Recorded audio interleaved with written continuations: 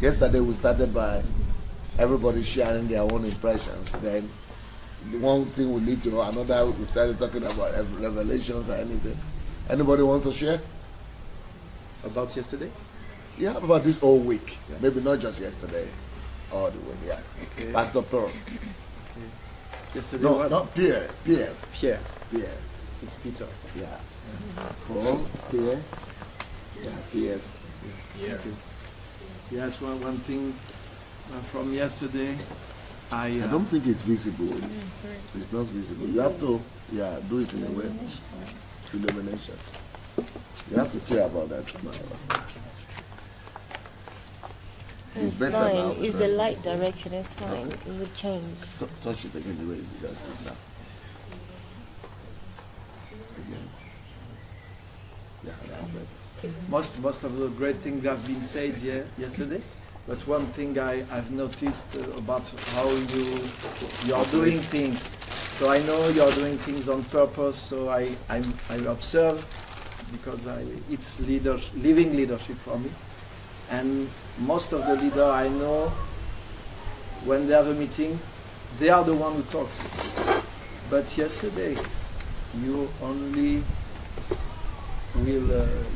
been listening for the people, and so I was saying, wow. And also yesterday night, what blows my mind is you took just a few minutes to explain such a deep things about the light, and everyone was very, very touched, very impressed. But the majority of the time you let the people speak.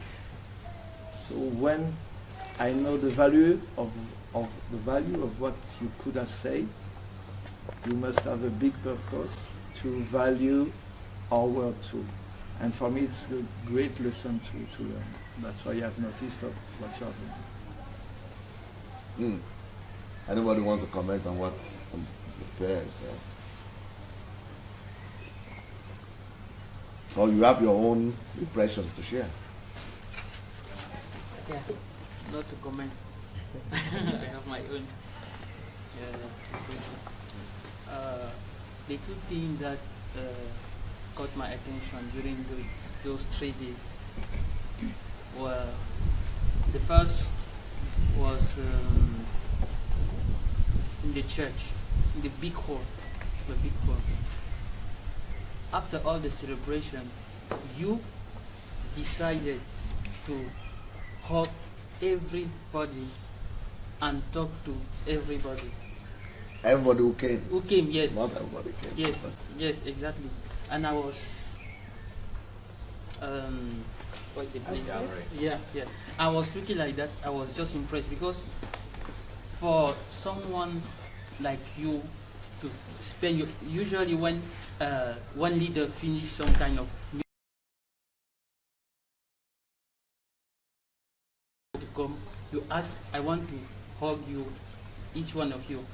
And I was looking, there were all kind of people. Poor, just like that. I was saying, wow, you didn't really care who they are, but you took your time to hug them and to talk to them personally. I was very impressed about that. And the second thing was in the little hall. When people were testifying. Yes. Yeah. I noticed one thing.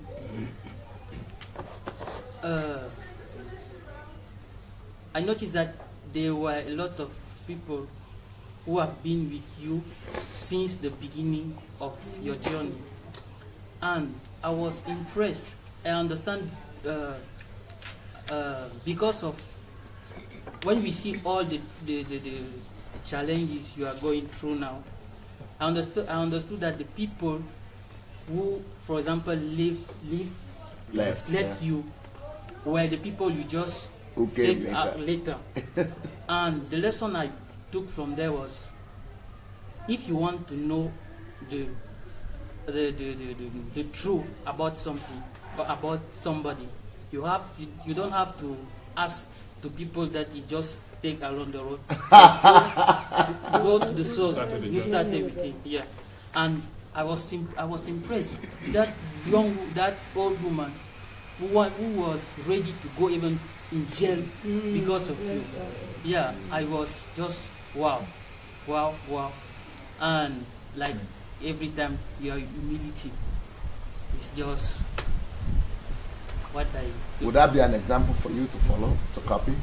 Absolutely, Pastor. Because Absolutely. it's much more difficult to observe. Just to let you know that it's like I'm still here.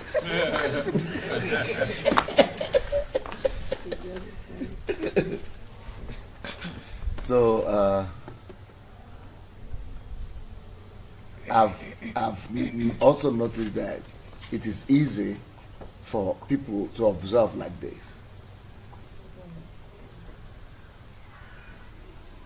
but sometimes it's not so easy to do the same thing yourself. So my concern is not just that you see an example, but what is your decision moving forward about that example you have just seen? Are you, because by the time you try to begin to repeat it, you will discover that it's not quite as easy. Exactly. That you need to break yourself totally. It's about breaking yourself down. It's about breaking down your ego. It's actually about, just putting yourself down for others to walk on you. Just like the carpet, to make yourself the carpet. Now, if we don't do that, then it means we just want to admire somebody else or comment on another person's achievement. So, I bet you there have been many people who have seen Pastor Sunday before. Even in Ukraine here, I live among them. They see me every day for 20 years. I'm the same. But they get used to it. Yeah, oh, that's just Pastor Sunday.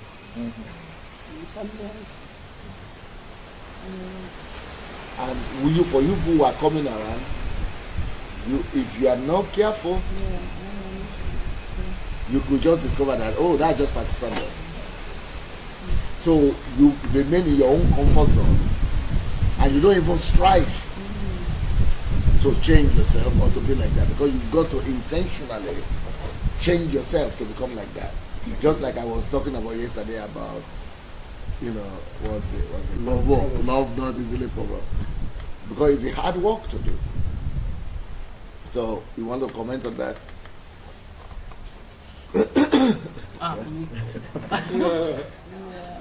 You don't have to comment. You let it pass. Yesterday when the first service, I was just actually shedding tears because It has to be louder, because they will not hear on television. They will just be saying your yellow dress. Maybe you orange it. Maybe you come forward or speak loud. Yeah, as at that yesterday, towards the evening, I began to feel the urge to forgive somebody. Yeah, I had the urge to forgive my bishop. In the year 2006, before even my ordination,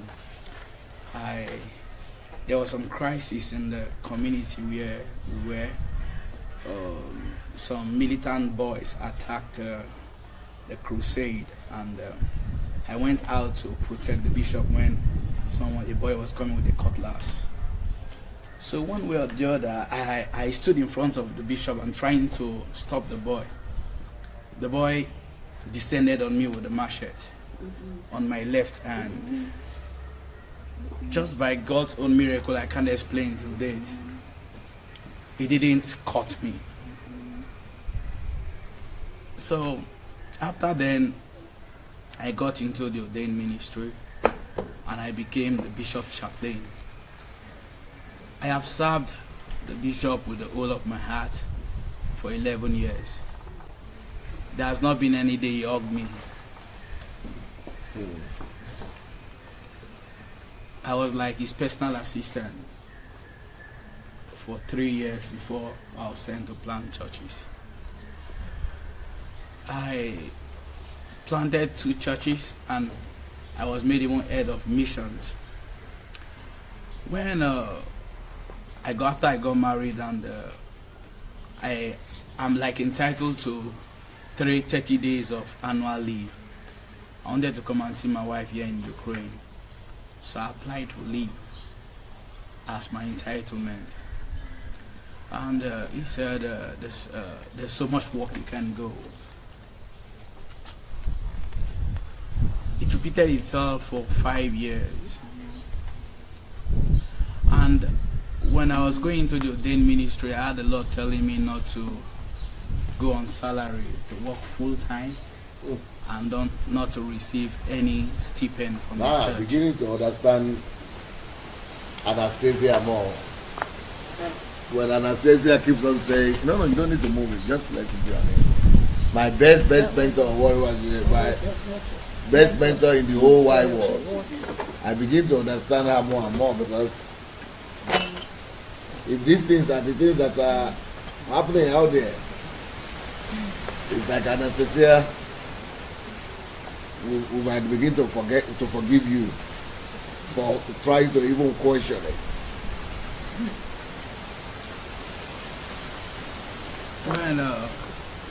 Okay. My wife got pregnant, and last year she was about to deliver. Even our first baby in 2015, I wanted to come and be with her for her delivery. I applied for the same leave that I'm entitled to. He said, there's so much work you can go. I had to go get people to go and plead with him. He said that there are people there in Ukraine, they can take care of her. I said, no. I said, she's my wife, and she's not having any family there. I'm her husband. I want to be there. It became an issue, a serious issue, to the point that I said, I'm going to resign from the priesthood and leave the ministry. It was with... Don't begin to talk Bayowa's language here now. I was not allowed for this. She is the one who say, leave the church, leave the church. It was after 1 or 2 persons came and joined me to plead with him. He reluctantly allowed me.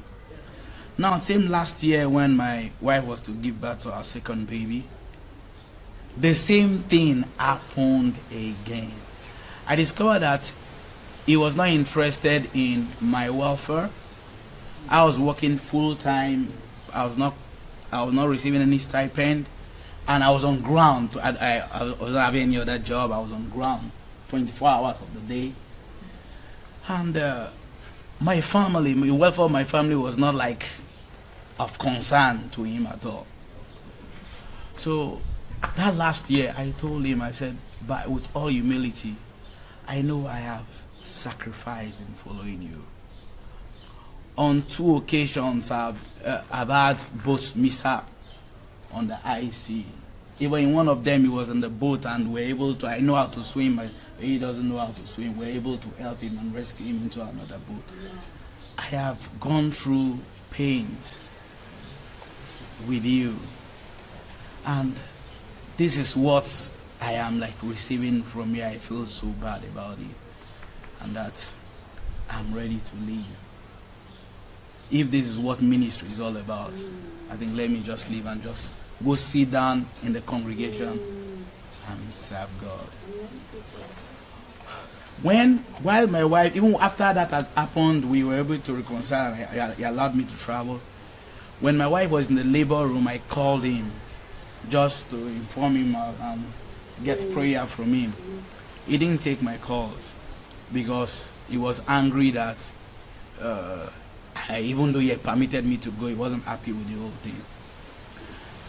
She gave birth, and I kept calling to the point that he was not still picking my call. So I called the treasurer of the diocese. It's an Anglican diocese.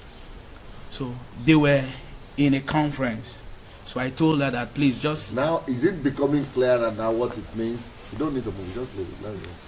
That you cannot love God without loving people.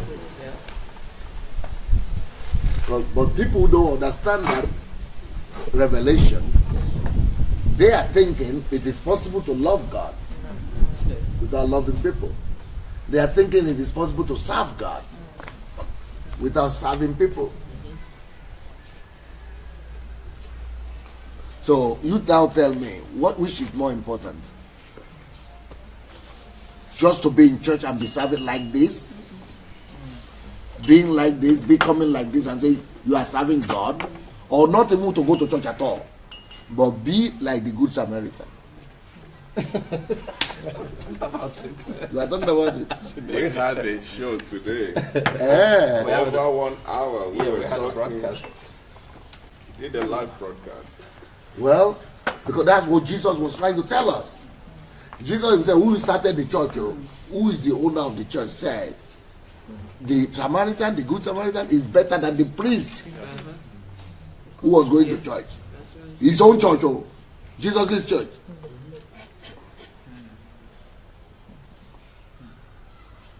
He was supposed to be interested in keeping people. But thank God, God is not man. And Jesus is not human. He will not go and say, because it's my interest, to protect my interest, or to make my church keep on growing. At least, you just keep on going to church. You just keep on sacrificing. Just keep on, it's the church. It's the work of the Lord. God, just go. That's what people do today. But Jesus puts people first. Even at the expense of the service of the priest and of the Levite. He will even bypass the priest and the Levite and say, no, the unbeliever, who they call the Samaritan, I would rather pitch my tent with him than with someone who is calling my name. So this kind of minister, this kind of pastor, and if all of you are supposed to tell your own story now, we will discover that his own bishop is not the only one. But the way you are talking, I don't like it. The reason I don't like it is this. You said, you started this talk by saying that you are, because the whole topic of where we're treating is our impression in Ukraine. Yeah. Because all the people who are at home, that's what they want to hear. And you started by saying, okay, during the service, I felt like forgiving. But that was just one sentence. Then like 100 or 200 sentences after, we have fully forgotten where we started.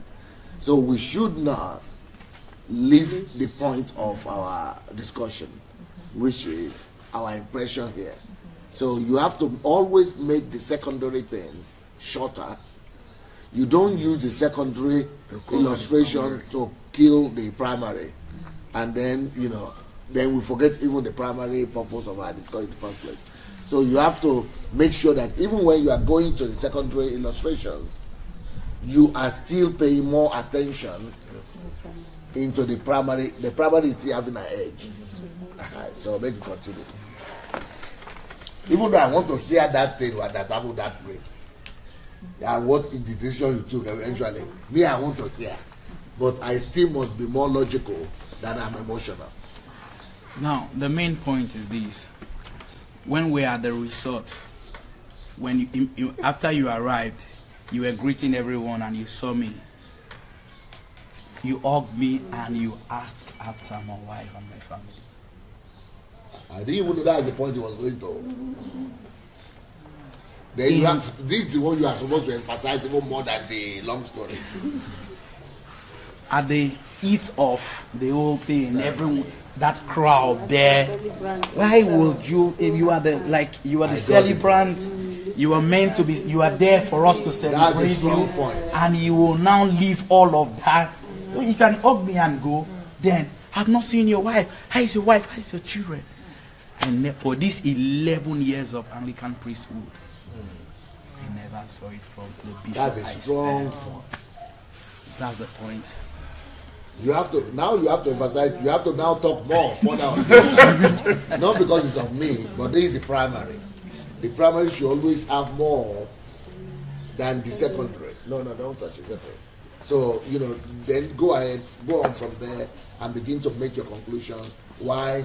That's why you now relate that back to what you were saying before. So you are making very strong logical arguments. So, like as I was saying, even when my wife was in the labor room, we called him. He deliberately, he was with the treasurer there.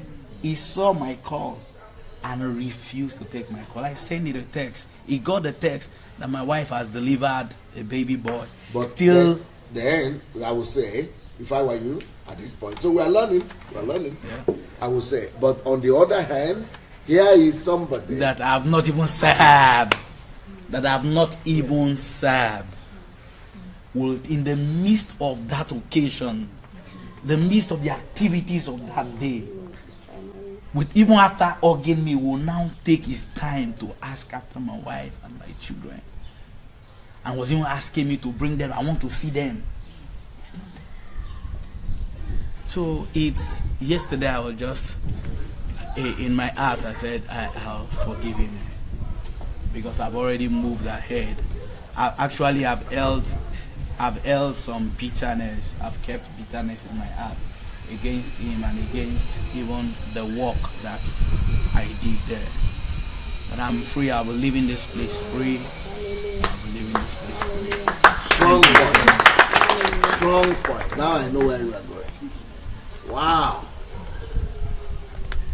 That's just a summary of the whole thing. Are you sure this is summary? Yes, it's a summary. It's not the whole story yet. It's a summary.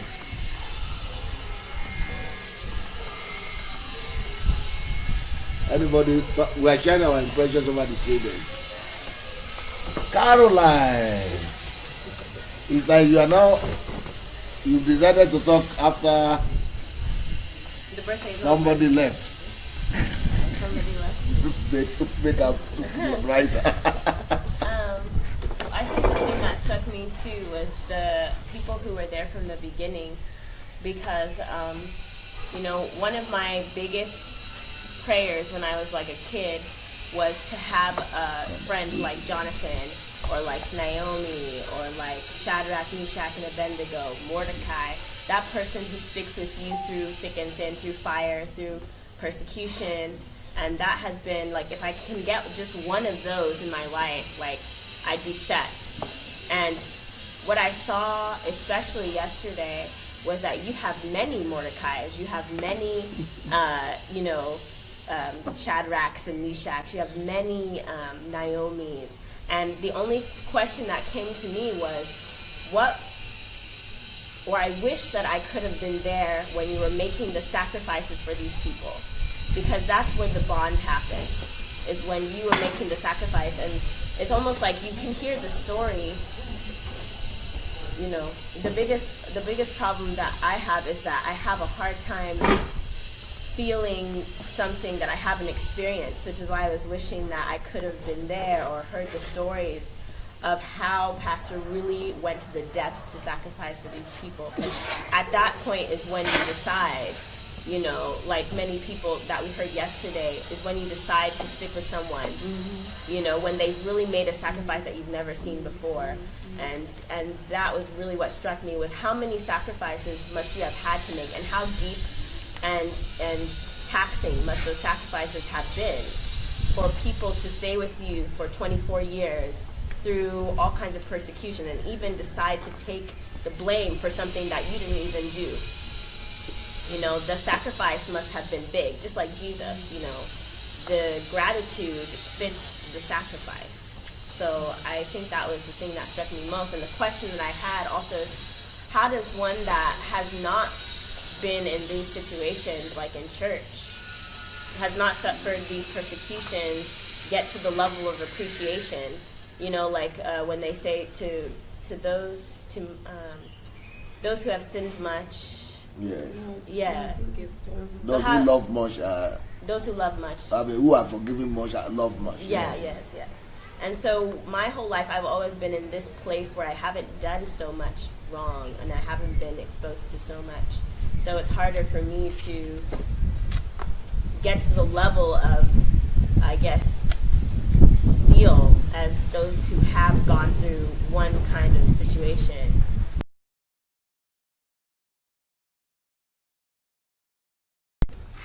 Okay. You know, in our church, there are a lot of people who would normally say the reason why drug addicts and alcoholics love so much is because of where they are coming from. So some people will say, well, I've always been a good girl or a good man, a good boy. I've never smoked, never drank, but I'm still, so that's why I cannot really love. I cannot really be passionate about God like these other people. I cannot really be zealous for God. And I don't understand that personally. Because for me, when I gave my life, what I was doing, and I was even noticing that I'm even more passionate, I'm more grateful than some of the drug addicts. And I never even smoked or drank, or there are two sins that I had when I gave my life. The fact that I lied to my grandfather, one of my relatives, and got 10 naira that the school they demand for. Then I paid it back, but that was one. The second thing was that I was having girlfriends. Two things that I remember, the two things that I could remember. So, but where is the gratitude then coming from? The gratitude is coming from the fact that there is no measurement for sin in relations to the kind of sin or depth of sin. Every sin will have to die anyway.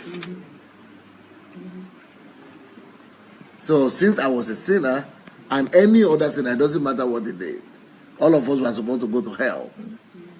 And since we are all supposed to go to hell, my sin, even if it is one or none, was going to lead me to hell.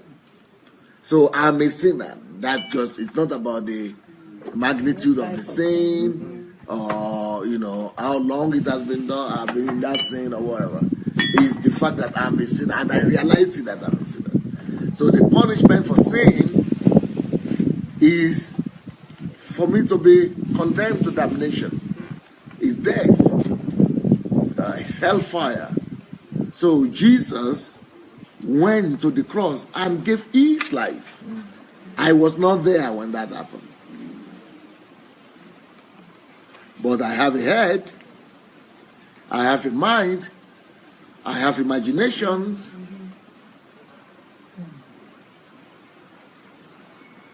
I can imagine what he did. I can play back. You see, our mind, like I spoke about one of my last summit, our brain is given to us for two things. You can't remember, right? For memory and playback, and for storage, for vision. Memory, playback, storage, for vision, projection, dreaming, for dreaming. So I could play back, I could imagine, I could, try to reconnect to that happened. So when I gave my life, and what I said, I always talk about redemption. I had understanding of redemption. I saw what it would have cost me if I were to be crucified, stripped naked. I'm putting myself in the place of Jesus. And I say, hey, me, I don't want that. And somebody actually went through that and did that for me.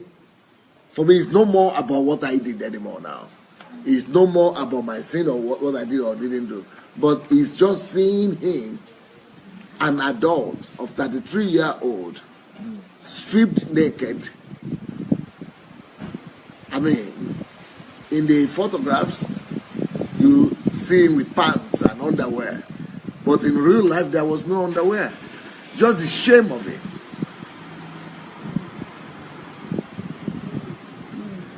Even right now, to even tell you people to imagine for yourself. Anastasia, Jeff, Disu, Pastor Chris, see yourself being stripped naked right now. Just seeing myself being stripped naked in the middle of the road, I mean the main street of the country. The main square. What's that square in London? Trafalgar Square. Crowded. That got me. Jesus doesn't need to do anything again for me. He doesn't need to heal me. He doesn't need to promise me prosperity. He doesn't need to hear my prayer. He doesn't need to do anything. I just need to remember that picture. That he did that for me. He was actually stripped naked and being beaten and spat on. That is redemption to me. I don't even need to go far to the nail going through his finger. So it is the power of imagination. There are a lot of things that have happened and will still happen where you would never have opportunity to be there. Just as I was talking about yesterday, light, if you are going to think that and define light as the sun and moon, and what you can see with your naked eyes. Right now, everybody knows that naked eye is nothing. It's the least, it's actually the weakest of sight.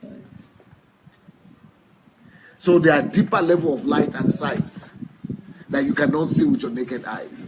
But because we have mind and imagination, you can picture it and get the whole thing. So the same, a lot of other things, it's just like saying, in India, people are dying of hunger. In Africa, people are dying of hunger.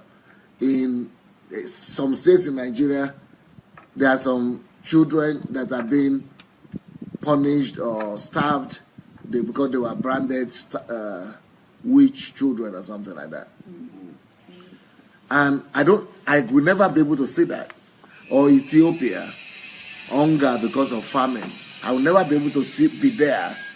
But why do I need to be there? I just need to picture what is hunger, what is starvation. If I could picture starvation in any length, that is what I should develop in myself.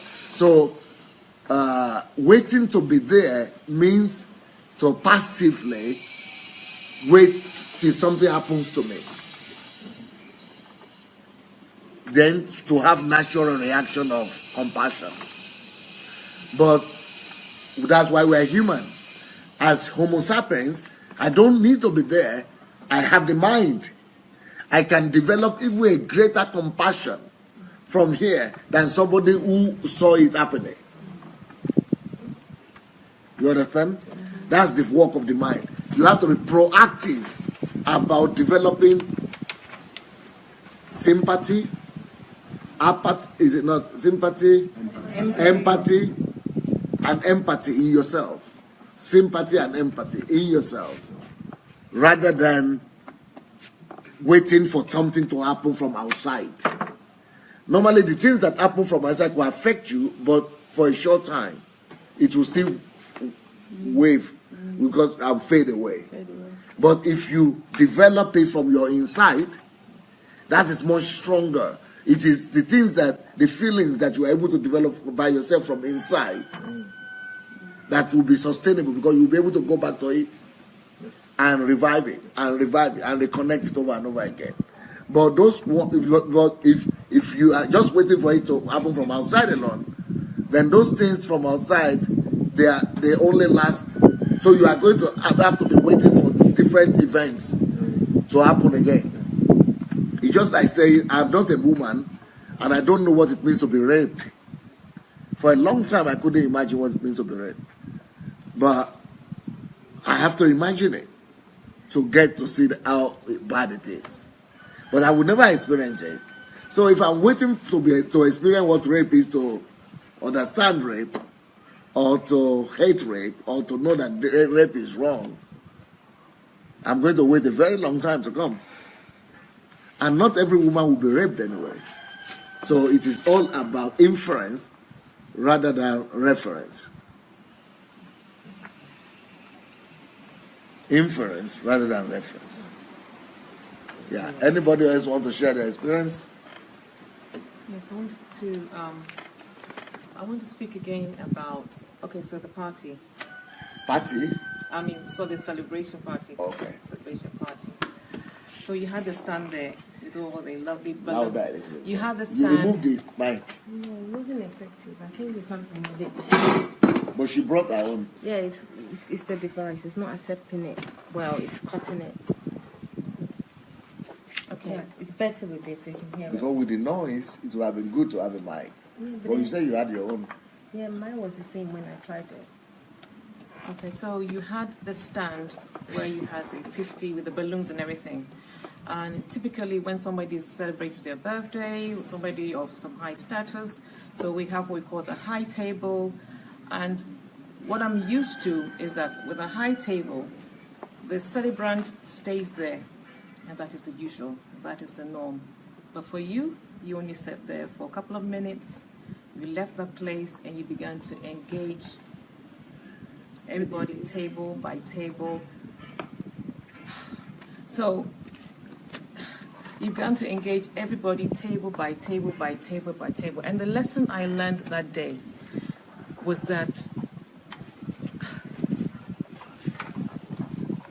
you do not see yourself as, even though you're a person of high status and high, personality, you come down to people's level, and you're like Jesus. I could just picture how Jesus was when he was on earth. He always came to the level of people.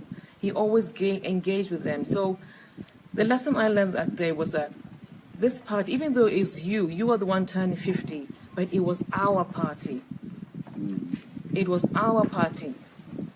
It wasn't DSA's party. Because the parties that we go to is about the celebrant. So we look up to the celebrant and he sits there and it's about them. But all the time I kept watching you, not deliberately, just, because when you see something new happen, you're kind of mesmerized. So all the time you'll be drawing us close to yourself. Even when we were dancing, you said, come closer, everybody come closer. When we were doing we held hands. You got us to hold hands and dance together, coming in and out. It was about us. So we didn't feel like it was something special about DSA and his family. The party was about all of us. So we all felt very much part of, we all felt very much part of the party. And I was thinking, who does that? Because, like I said, normally the celebrant will sit on the high table, will remain on the high table, and they don't engage with the people that come for the party. I don't know whether you've witnessed that, but that's the norm. But all the time, in fact, you were adamant that let's come closer. You were always pulling us towards you, and that made it super special for me. If I have anything to go away with, that will forever remain in my memory. And so for me, once again, it goes back to me seeing how I can be creative in making people feel special in whatever situation, making them feel a part.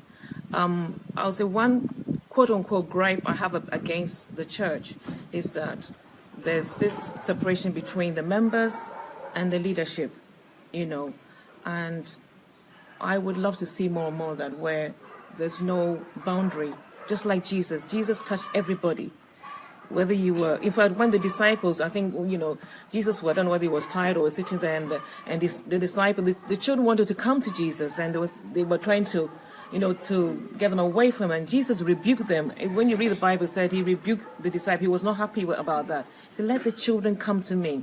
So Jesus is always about drawing people towards him, and that's you. You always drawing people close to you. So it's easy for you to imagine Jesus just being at my party. Yeah. Yeah. And it's, you know, it's you and Pastor Boss all the time. You're always touching people, making them feel their personalities, making them feel that they are special. Like you make them feel. You know, I talked about invisibility, feeling invisible. You make people feel that they are the best thing. You give them 100% attention. So that is very special. That is very special. Now, the same question I will have as like I had for Frank. Yes. If you notice all that, Yeah. I'm more particular about what are you going to do That's what I said. to practically, actually, I simplify that. Yeah. Will you be willing to, because you are one person who has bought strongly into the doctrine of my family, not just God's family, but my family, which is good. I believe in family. You know, you have all seen that I have a good family, strong family, good family. But for you to be able to do that, you must be willing to lift somebody else's interest, even above the interest of your family, Yes. which is directly against what Christianity talks about these days. But God's interest, God is supposed to be higher, not just than the interest of my family, but than my own interest, than the interest of my wife. So God's desire, God's passion, God's interest. So when you have your party next time, will you be willing to say, hubby, you know, we are going to meet the people? That's what it's about. So I want you to exemplify that to others as well. And to let people, for the hubby and our children to know that even we as a family were created for the sake and purpose of God. And the sake and purpose of God are people. So we are only together for them, to serve them. So we are not here to enjoy our lives. We are here together, better serve them. I want to hear your... So, like yesterday, I shared with all of you how I was very broken. I was happy that the celebration was going on, and at the same time I was very broken. Okay. Yes. So at that point in time, I was thinking, asking myself, what am I going to do? What am I going to do next? And this is what came to me. I am going to be very particular about my surroundings, about people, because already God has given me sensitivity. I'm going to be looking more towards people who feel invisible. They may look good, they may look all polished, but I'm going to be super. I'll be looking, asking, you know, getting a download, and who here is not feeling. You want to be more intentional. Yes, I want to be more intentional. So Because that's what you could see with us, right? Yes. That I'm very intentional. Yeah. So it's not just, I'm not just waiting for my party. I'm looking at my neighbor. Anywhere I go, I want to be more observant. I want to be observant, and if it means, if there's, let's say, somebody who's dressed in a suit or whatever, I will go and say, are you okay? Are you really? So that's what I really want to do. I really want to touch people deeply. Yeah, I want to be intentional. I have to be. It's ready. Yeah. Very. Mine, I'm going to pick it up. There's a few things. But one of them is that of Pastor Boss's gratitude. You could read it Sunday? all over every Day. I think from reading the books, I think she wouldn't have even thought that you make it to be 50. She didn't. Yeah, she said that. Right. She said that to her, Yeah. it's one of the greatest miracles of her life. That's that it. I made it to 50. I could tell. She was extremely grateful with all the death threats, mafia, drug KGB. dealers, KGB.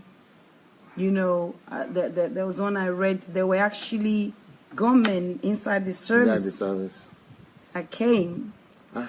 And well, have you started reading that big thing? I think you live inside me now.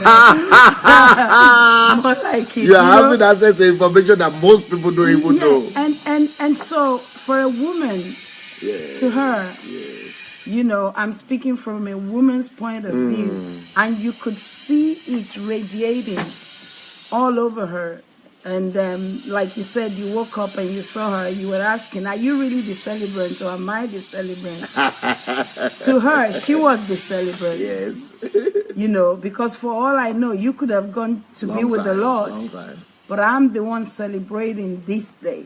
And so her gratitude was obvious. And so that was amazing. Also, the children, I was almost weeping when they were making the speech. Yeah. It was just, they're just well brought up. The eloquency of the speech that they made, and and then I agreed with the parents that was saying that I think my father had been 50 since before now. He said it's like 150 years. You know, because he always talked about it. He always said that. So, and when was it Zoe, that's the younger one, is that when she went down on her knees, that just got me. You know, that was just an emotional time for me.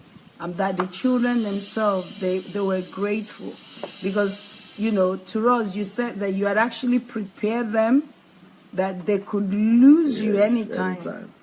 And so for a child to live with that, and then to now see that really God is faithful to his word, that if you fear to lose your life, and if you, so they too were grateful. It was, an occasion to celebrate life, but to also say thank you, God, that we're seeing this day. And then I appreciated Mama Natasha's faith. You know, when she said that she spoke to the Lord that there should be no rain. And when you were going to go back, you know, there was that, we had the showers. I knew there was going to be no rain because God is faithful to his word. If he said it, he would do it. And, you know, he says that he will grant the desires of our hearts. And God granted the desires of her heart. And you could see it also in her, you know. I just had to join her, you know. We had to meet you and catch up with you. And, you know, it was exuberant. It was amazing, you know. And that also encouraged me that she's been there from like, I think, 20, that was your first convert, I think. Yes. You know, the great Natasha. And alcoholic who became Natasha Apostle. And I saw one of the broadcasts, she was saying she's now 70 and this woman, God has used her to do a lot of great things through you. And at 70, do you know her vision now? Now she wants to develop an app. Internet?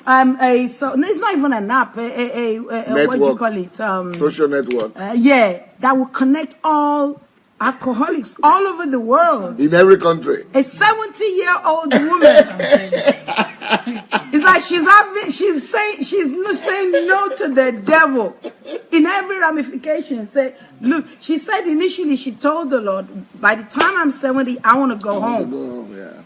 But I've just realized that, excuse me, I think the word still needs me. Yeah, she said the new technology has not used this one. 70.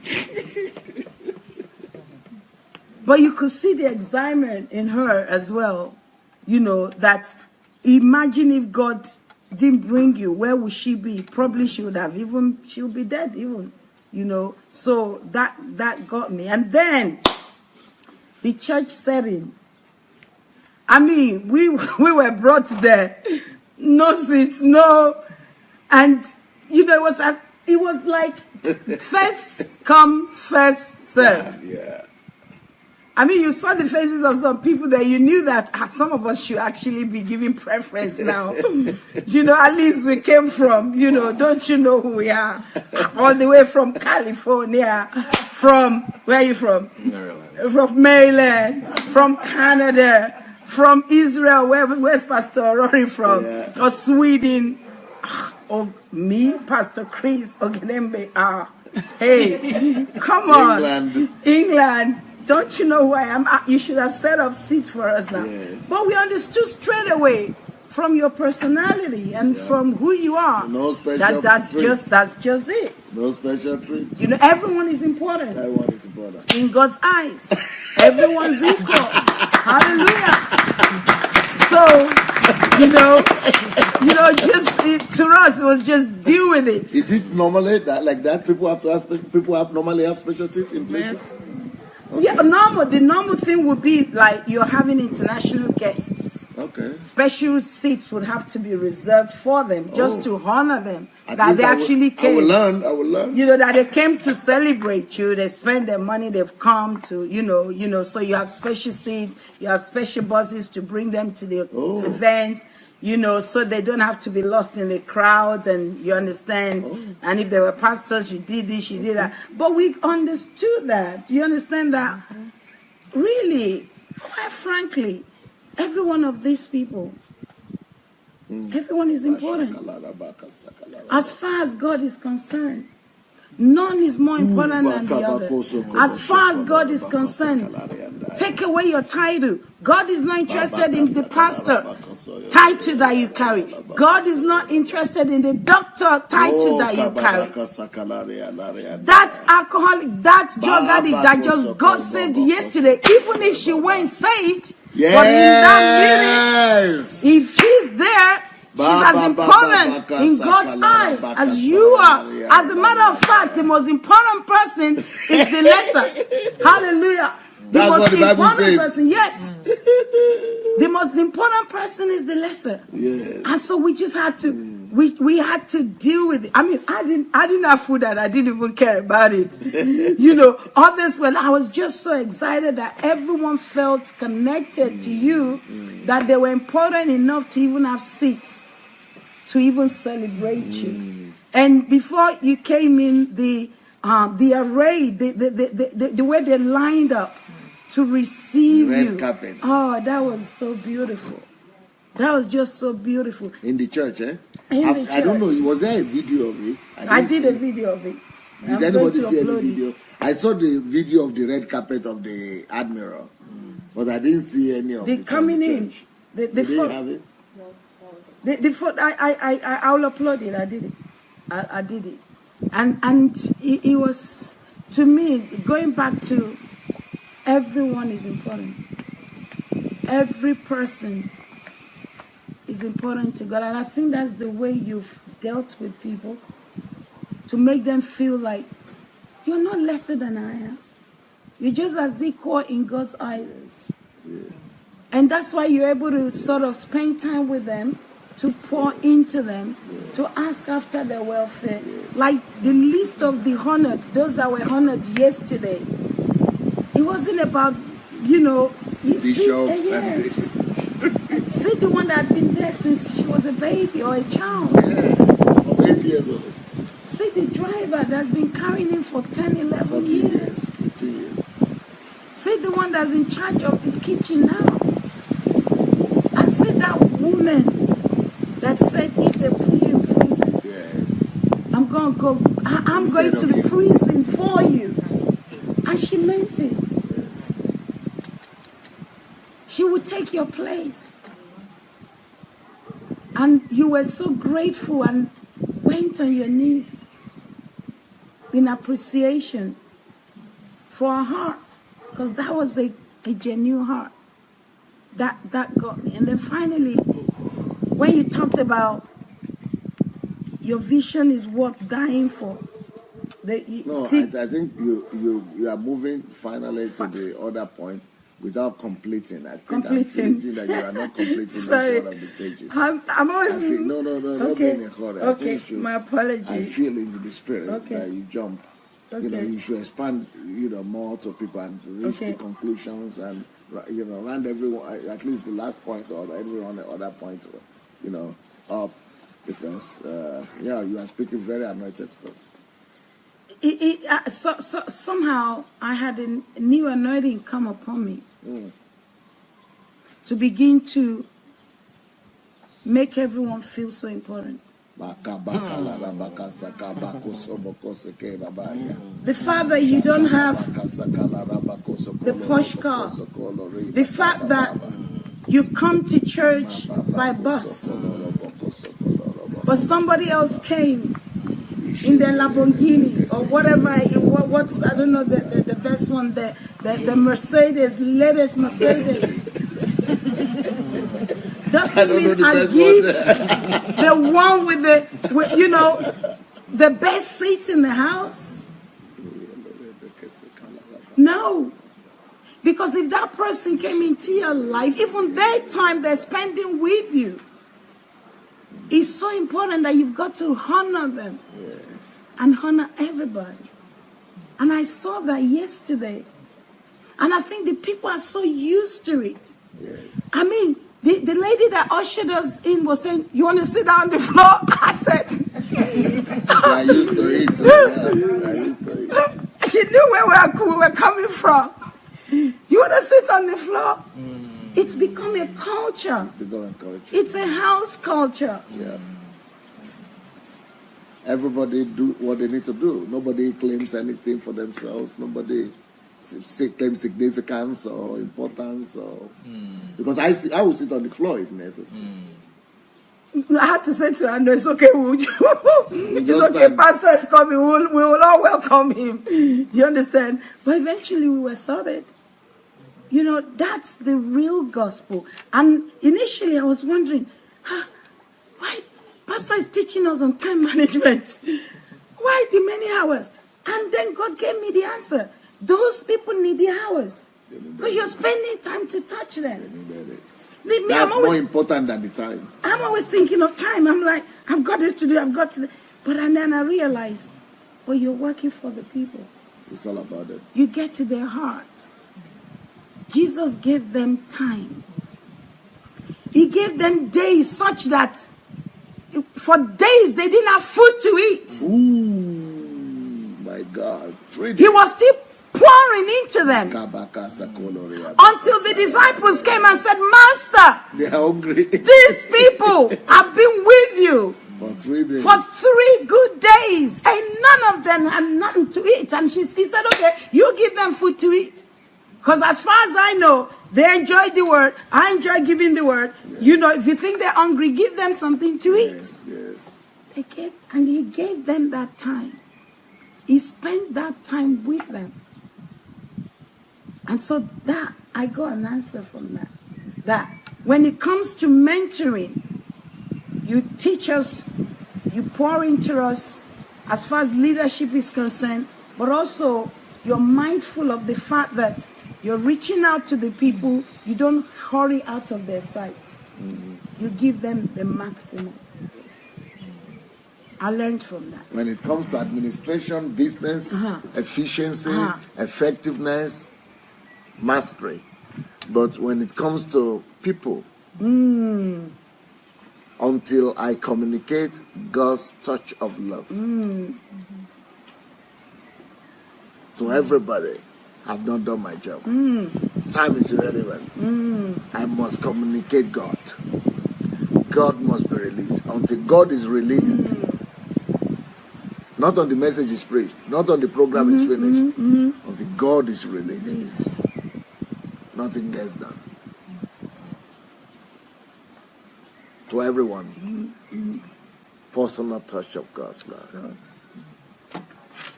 And that was so it's a totally new realm for me. What I'm taking back is the fact that yes, you may be in a hurry to get things done, but don't be in a hurry to touch lives. Stay with them, pour into them, and make them feel that they're the most important person that very minute. Is there anything that could be done, Pastor Chris, about this thing you have just, even this point you have just made now? Can you and I and all of us make a program on how to make this culture of the kingdom real practical love, practical Christianity, either be imported to Africa or be brought there or be taught? Is there any way we could communicate to the Christendom there, leaders, pastors, Christians, to just leave everything else, all the, everything else, and just become like these things you have just mentioned here? Anything that's the answer to the church. How can we take it there now? They are not here now with us, and they are not hearing this thing. Is there anything we can do? The Bible says faith cometh by hearing. I think we have to just keep talking and then doing it.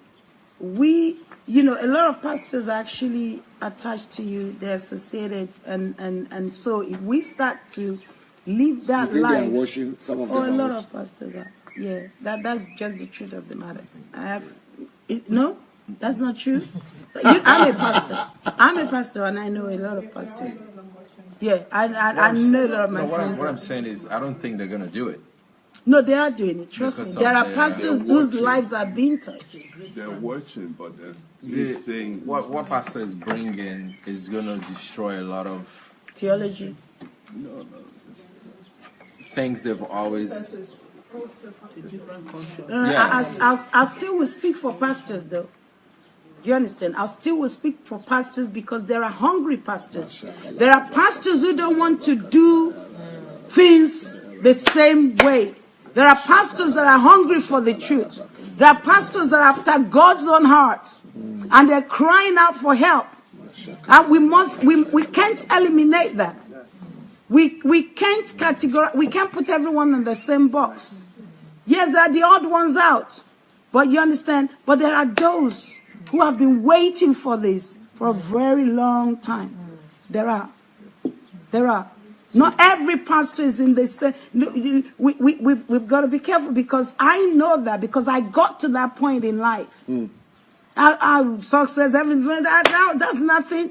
But it gets to a point where you need more than that. Because I've often said, listen to me, after all is said and done, you may be the billionaires in your family or in your community. They ain't going to bury you with the wealth. No.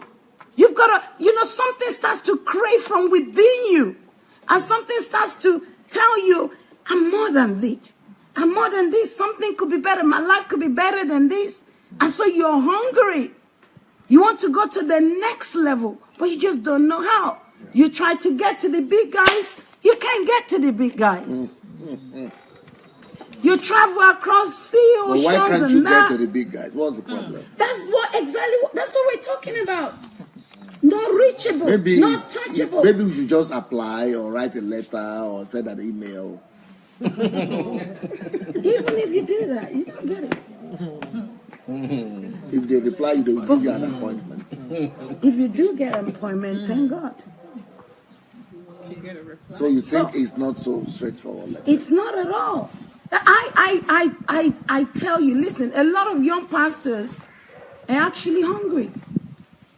But it's difficult for them to get to the top. That is another lesson. Yes. So it means that even if we give people access like this, you can let people be able to come there. So that could even help some people. That's what I'm saying. Because we mustn't just say, pastors are this, pastors are that. Because there are those who are desiring to. And if we don't open our arms wide to welcome them, then we're going to have a problem. Because we need the pastors. We need a change in the church. So we must let them know that we're accessible to them. That's correct. That's needed. Because there was a pastor in London. Eventually, I heard he had a problem with, he even went to jail. But he was one of the top 5 pastors in London. I ran into him just by accident in one of the conferences in the United States. And what he was telling me is that, I've been looking for connection see. to get in touch with you, somebody to introduce me to you. For 3 years, somebody promised me, then the person couldn't make it, then I'm trying to look for anybody who could connect me with you. And that was strange to Why? you. Yeah. Because that's the norm. That's the normal thing.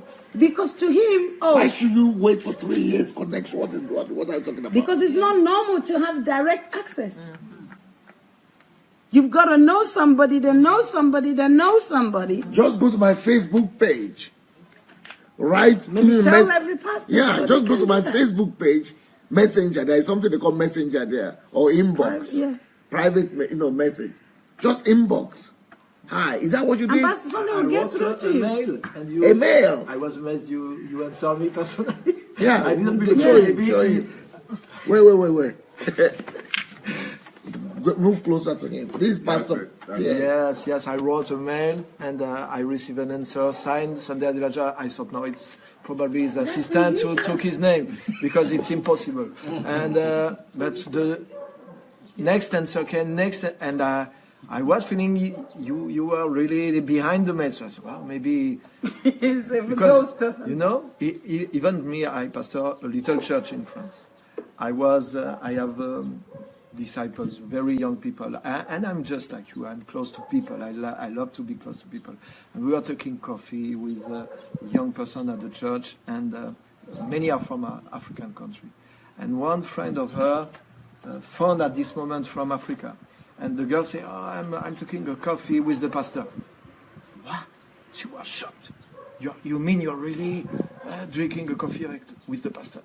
And I said, well, what is the problem? She's now in my country, pastor, even little pastor. They have bodyguards. They are very important person. And you cannot. It's very shocking to have access to be taking a coffee with the pastor. I said, really? And yes. And the same for me also. The bigger the pastor, the harder the access.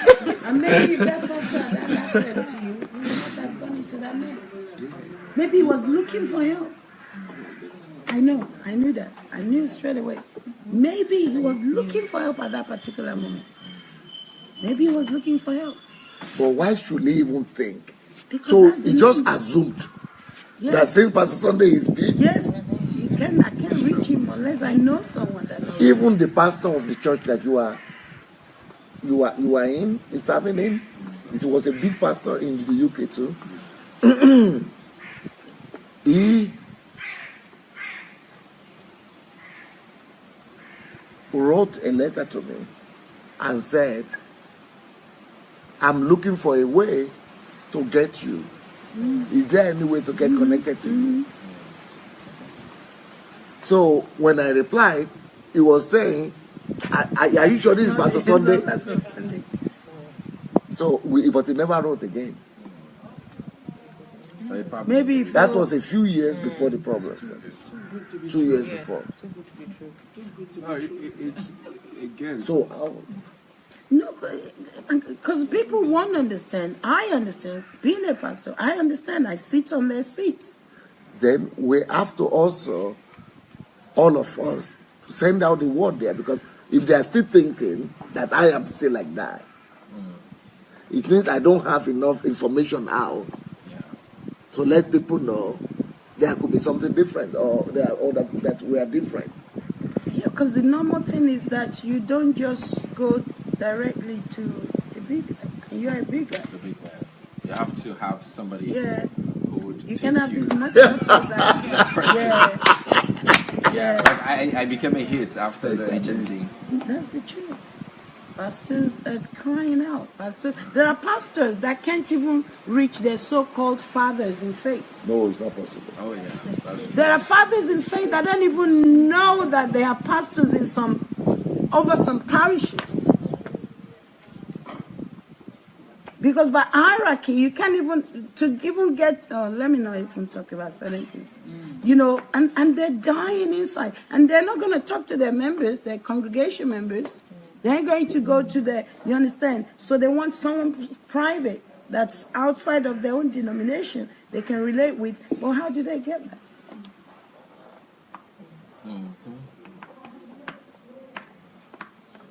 So it's not true that pastors don't want to change. No. Every pastor wants it well with their congregation. They want to have the best. Some might even be too shy to come here thinking if they see us, our denomination, what would they say? If we say this, what would they say? But you better get yourself delivered and just, yeah. Because you only live this life once. Yes. And that's it. But some pastors will come here, but they don't want to comment, or they don't even want to show, they don't want to do interview. Yeah, because they may face issues when they get back home. Or if they make it any sentence, they're called. And that's why I often say to pastors, you had better have your finances in place. That you're not relying on church offering, tithe and offering. Because if you are, then it means you won't be free to carry out whatever you need to carry out, because you're afraid you lose your God is your source. But yeah, because you're afraid if they take you out, or if they suspend you, or they demote you, your livelihood is gone. That means you're in big trouble. You better get God to bless you and be in business and make your own money and be free from financial bondage. So you are free to carry out God's assignment. So that you're not trapped. Start your own church. I mean, people may not even necessarily want, they may not want to do that. But at least you're free. You don't live this life. Your years are counting. And soon you'll be out of this world. What are you going to tell your maker? You fulfilled destiny or you didn't? No. And some, because of title, oh, if I do this, they won't make me a pastor. What do you call it? Overseer. A real pastor, a zona pastor, or I want to be a provincial. Cut the title, cut the card. Sir, is it possible to do a special broadcast?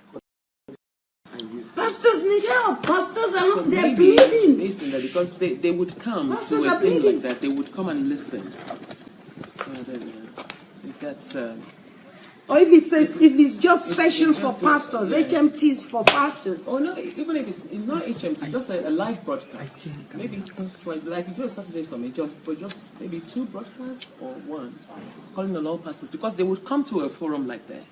How will you title? How are you going to, because it's still a worldwide. It's still a world open for everybody. For everybody to come. Everyone will still be able to tune in. On our mission, or what our purposes. But even now, it's not free, you know. Yes. I think. Yeah, but don't forget when you're watching, your friends are seeing that you're watching. That's something I don't understand. Even if you're not commenting, your friends know you're watching, because it tells you so is watching with you. And so people often will go after the broadcast, the live broadcast. Okay. That's why you have the number jump. Okay. So people often won't join you on live broadcast. I know people who watch my broadcast, they don't come on live, and they'll go in after that. I say, oh God, we saw what you were doing. Wow, that's amazing. We can't even do a thing like that. Why did you join me on live and just encourage me? The members are there. What if they know I'm also there? You know. If they are thinking that you're not reachable, and then you come with they would come and they would just, they would come and listen to you, even if it's for the very first one. They would. And the truth of the matter is, a lot of the pastors are not really building pastors. No. A lot of the pastors' conferences are not really building pastors. I've been to so many. This is, and that's why I say we can't eliminate the church or write the church of, because pastors need to be poured into. If you were to do a pastors' conference, that would revolutionize. I would like to. I have so many things to tell pastors. I'm telling you, that would just. And believe me, if you know that any topic I take, people have noticed it. We will think I'm an expert in it, any topic. But that is just any topic. But when it comes to pastoral ministry, you've not even had me. Because that is where I am the expert. And the pastors need that. That is my area, because that's my calling, that's my area. And I've never spoken about it. That's it. In fact, all the topics I've treated so far, They are still not I've not even got into my own core yet. So I feel My core topics are national transformation. I've not even spoken Leadership. about it. Pastoring, ministry, leadership, all those things. I've not even touched them. I'm just leaving them out there. These are something I was just thinking about coming. It's pastors' And then conference. Pastors, I know a lot of pastors that will say, this is my area, this is my area. I'm just telling myself that you are just an expert in every You area. develop yourself. Develop. Yeah, that's what I do. You develop yourself. It's difficult. It's so amazing. I'm just hearing it for the People first time too. from you now that your core area is, I can't wait for it. I can't just wait for it. Yeah, it's true. I mean, it's just the misconception and the information. I have a couple of my pastor friends, who after the HMT, they're like, wow, how did you get to me Pastor Sunday? What was the problem? And then one said, swear to me you will connect me with him, I beg you. Direct access. Like, Direct access. I said, then the other one said, you're my bosom friend. We did ministry back in the days. I beg you, I just want you to connect me with him. That's all I beg. I was like, if one is in the US, is in pastor to one of your friends, whatever, he even comes to Ukraine, but he thinks Pastor Sunday is way out there. So he called me and said, I saw your video. He said, how do you reach him? God has promoted you. I was like, Pastor Sunday is not like that. I said, okay, you know what? God promoted you. Email, Facebook. So I said, send him an email and see what happens. And he didn't hear it because it's so simple. Yeah, I said, send him simple. It's so simple. I said, no, it can't be true. No. How can I just send him email? I was like, but Sunday is the simple. I don't think the guy wrote. He never did. He won't. He didn't believe it. He needs you to do personal. Yeah, to hold him by hand and link him. He said, I watch your whatever. He said, I said, okay. So I sent him the link. I said, follow this, fill out this form, and you get an email telling you how to go there. And you see him one-on-one. He said, it's not going to happen. So, I mean, I have like so many of them in Nigeria. They call like, I want to see Pastor Sunday. Do you know how long I've been trying to reach that guy? I was like, I think, seriously. it's different. Seriously. I said Pastor Sunday is different. So I now told them, okay, go and watch the videos. Perhaps when you watch the YouTube streaming, you hear when he always say, send email to pastor at God Embassy. Maybe you do that if you believe it. You think he's a hoax, but it's so easy to see. That's why I think somebody was saying you're not normal yesterday. Yes. Yeah, you're not. That's not how everybody does it. The pastor saw me. I met a young pastor in April at a wedding, and he said, "Oh, Tunde, I've been following your Facebook profile. You're getting very close to people in high places now." I said, "What do you mean?" It seems like you and Pastor Sunday I can see your wife is big on Pastor Sunday on Facebook. I said, "Oh, yeah. Actually, we had the."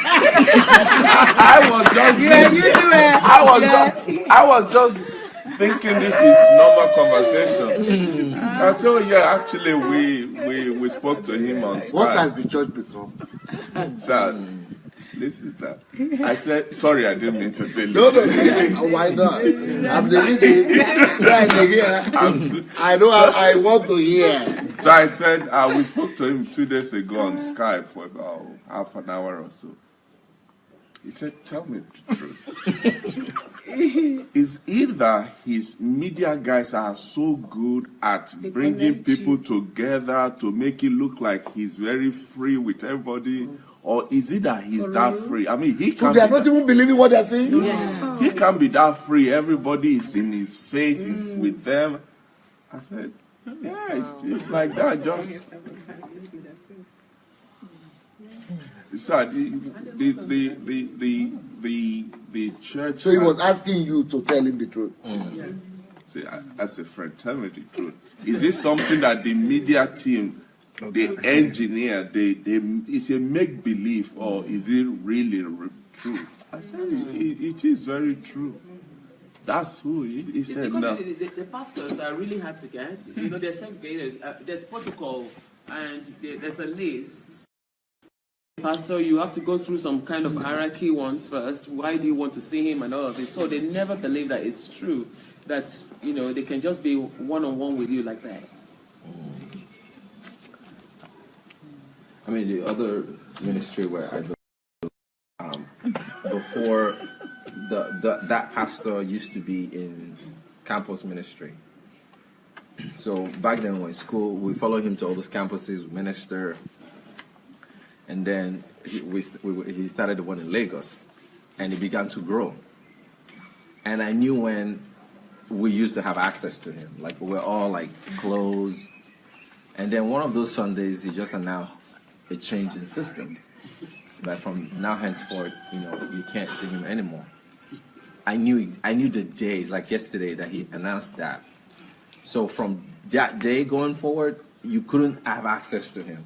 If he could be in the office and his secretary is there, say, want to see him, you can't see him, because that's instructions that you cannot have access to him. He's too busy. And even when he started it, he wasn't that busy.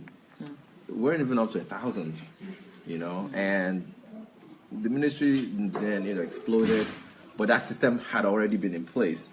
Nobody can have access to him. You can't even see him, you know. So I think it's a culture that's manufactured, and also what is created, because Kenneth Hagin said something about when he changed his messages. There was a time when he would pray, and it was and when he would preach and teach that as if all the anointing was on him and the church didn't have access to God.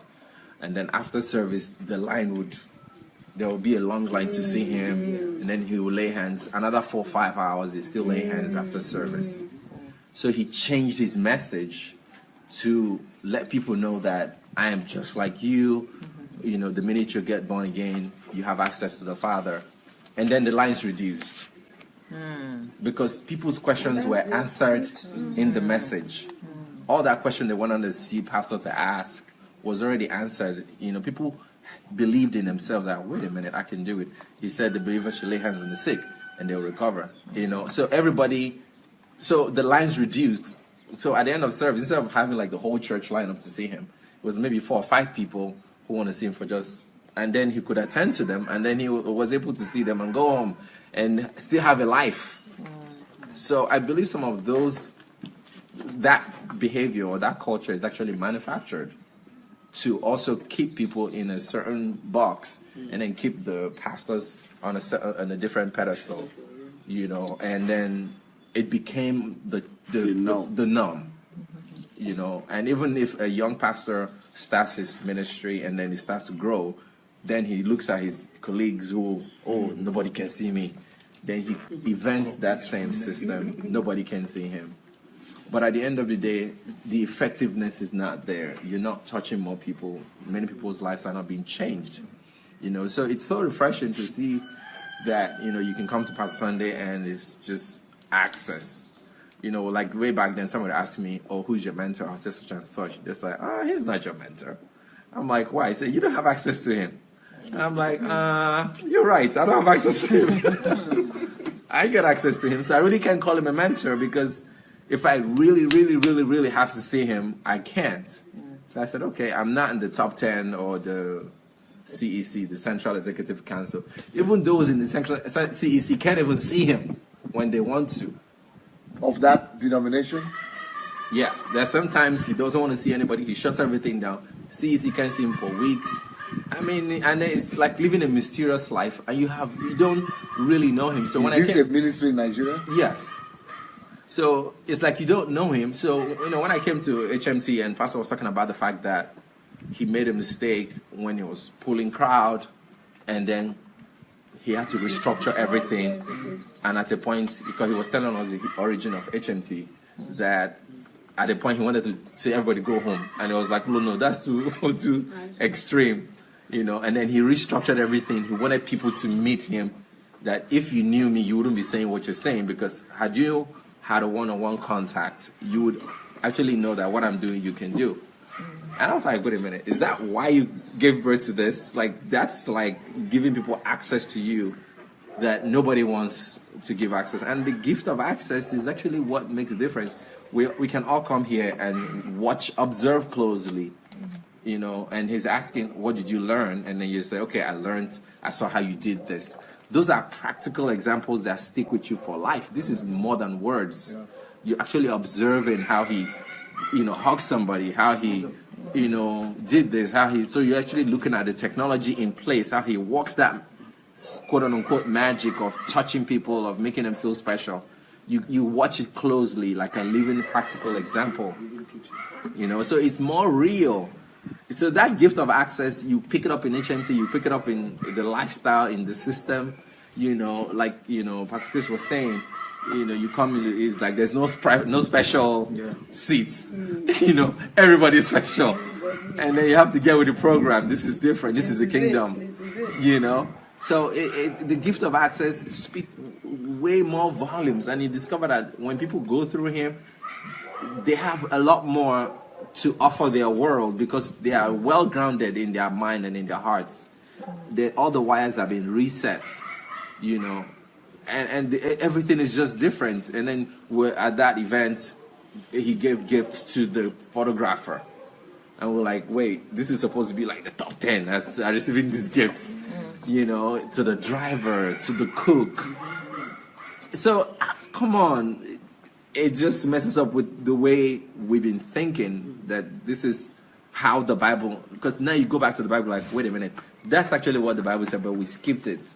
The gospel is pointing people to God. To God.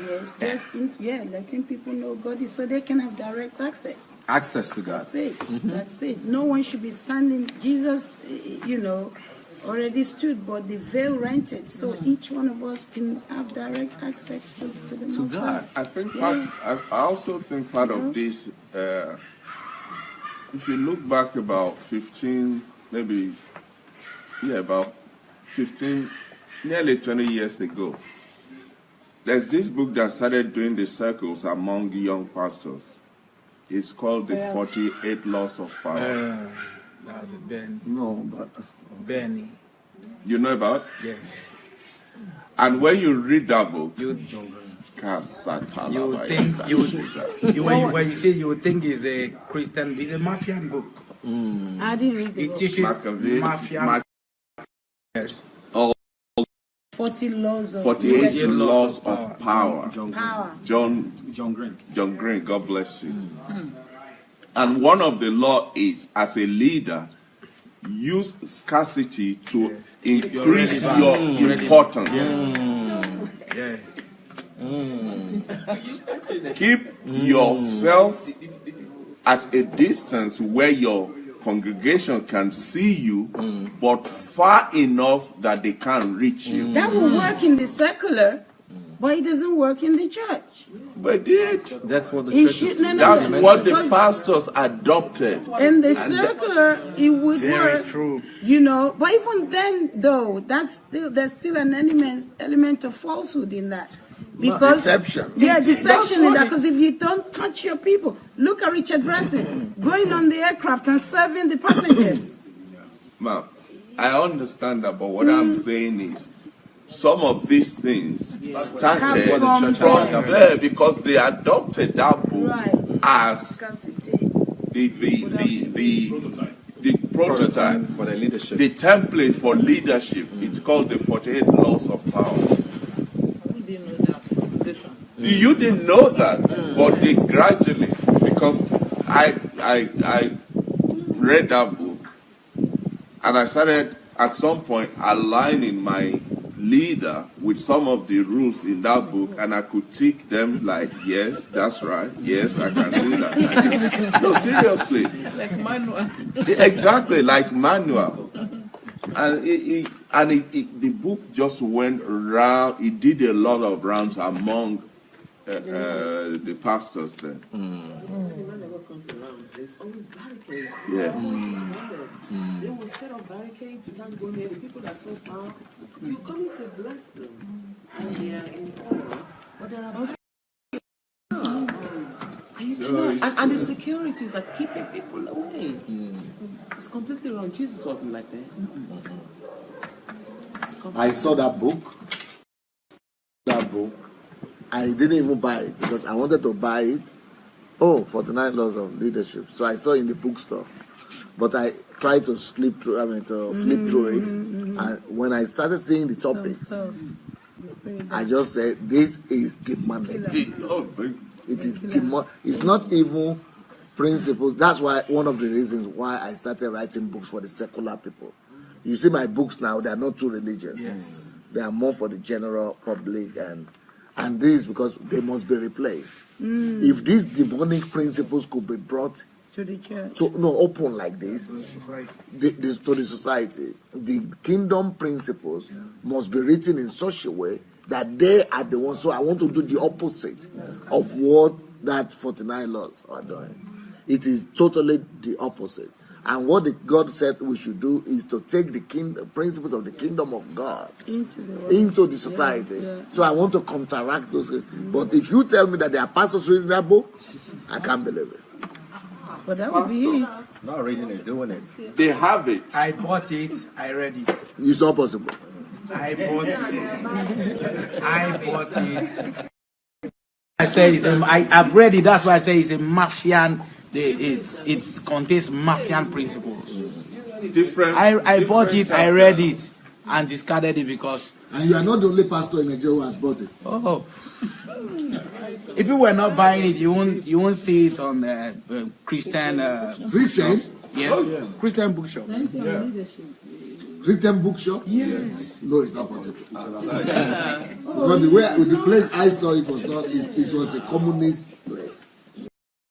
So where I saw that book first was in my pastor's library. It's not possible. And I borrowed it from there. I read it. Can you give me back? Pastor's?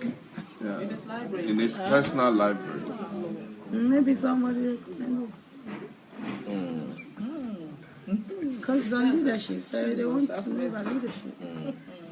That is the operation right now, sir.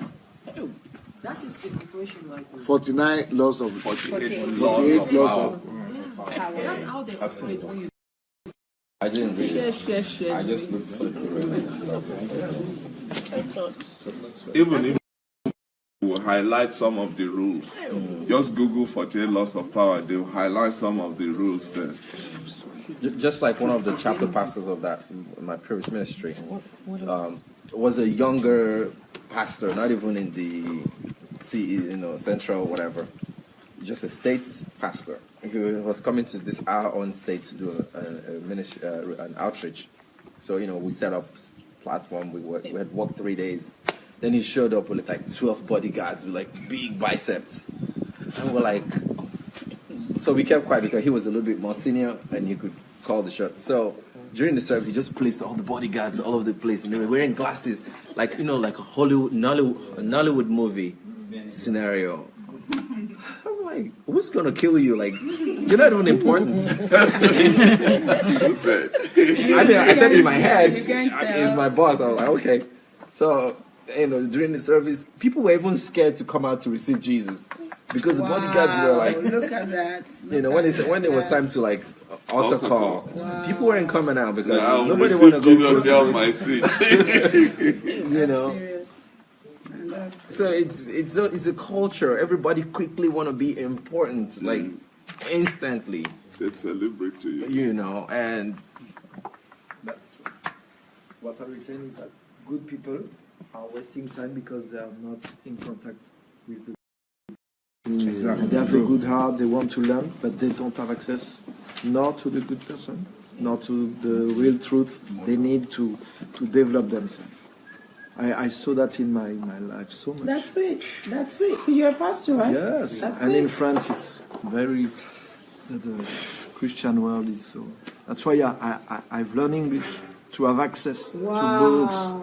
Wow. Because they are little.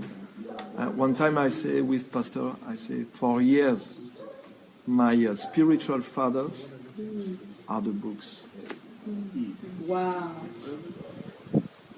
My first pastor told me, you don't have to read. Wow. Because I have new ideas. I said, maybe I think the Lord is calling me to live by faith. Maybe I'm going to start my ministry by faith and leaving the denomination. I say, no, you're crazy. Now it's not this time. It was in the past time for the missionaries, but now you can't live by faith. You need insurance. You're crazy. So I say, maybe I'm young. Maybe I don't know. And say, where did you get that idea? I say, well, I read it in books. No, you're not. You're reading too much book. You don't read the Bible. You don't have to read any books. So I was submissive, but this one I didn't obey.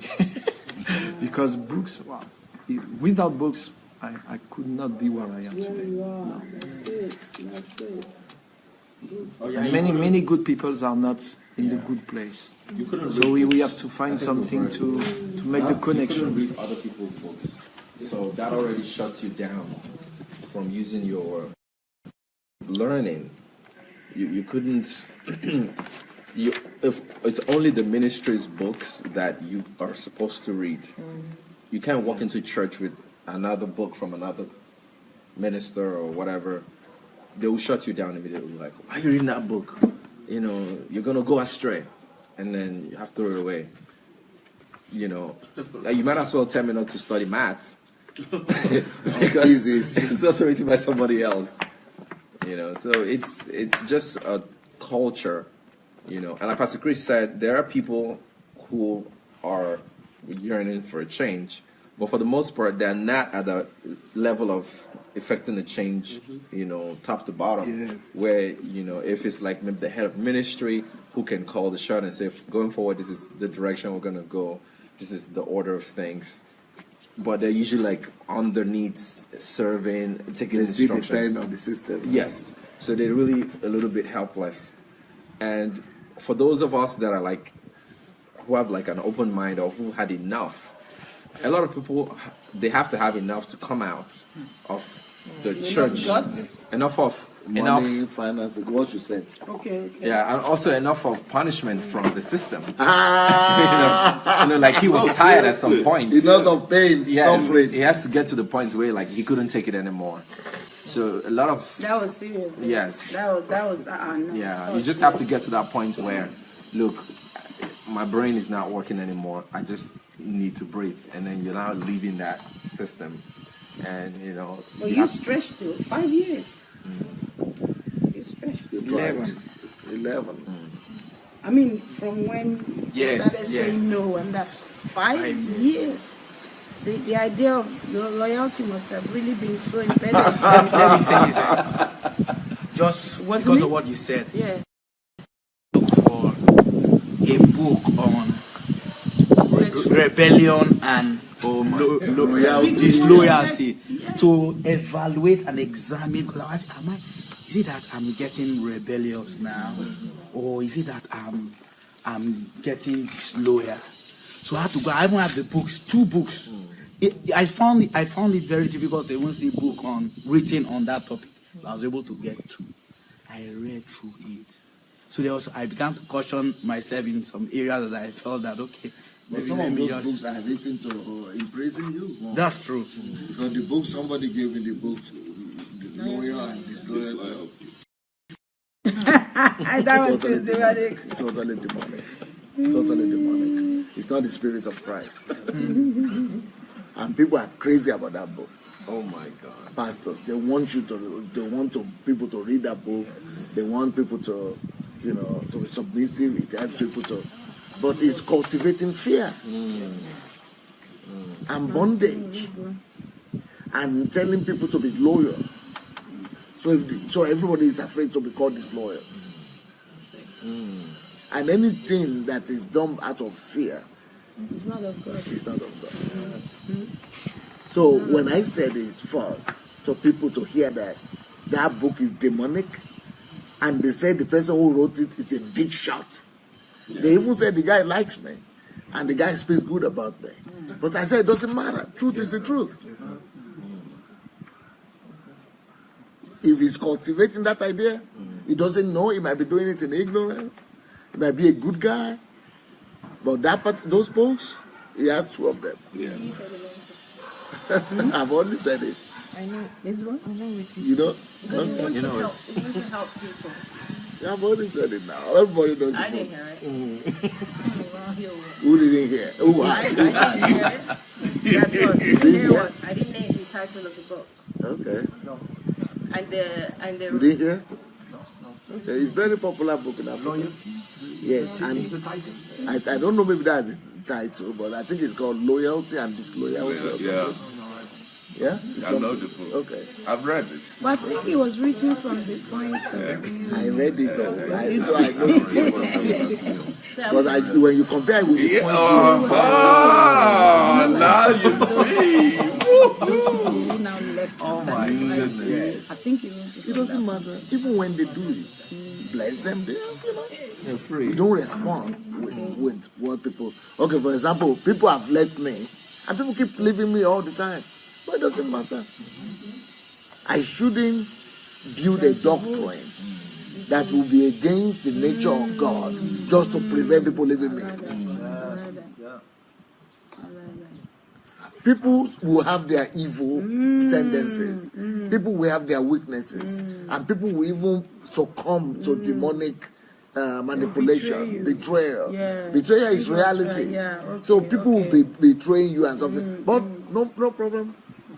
You don't build a doctrine so that people don't betray you. Unless you can build a doctrine to change the nature of man. If you cannot build a doctrine to change the nature of man, you don't try to do it. God himself didn't build a doctrine to prevent disloyalty or to prevent betrayal. Wow. Because God himself, yes, it happened in heaven. God himself was betrayed. But it will not, he will not succumb and come down to a place whereby he will put manipulative things in place just to stop it will now say, okay, it is the willpower that gives you the ability to do too much freedom. I have to change and contain the willpower tendencies. No. I didn't do that. He remained himself. So even people who missed it, and people who fail, and people who hurt me, and people who inflicted a lot of pain on me, I still have to respect them. Even when people betray you,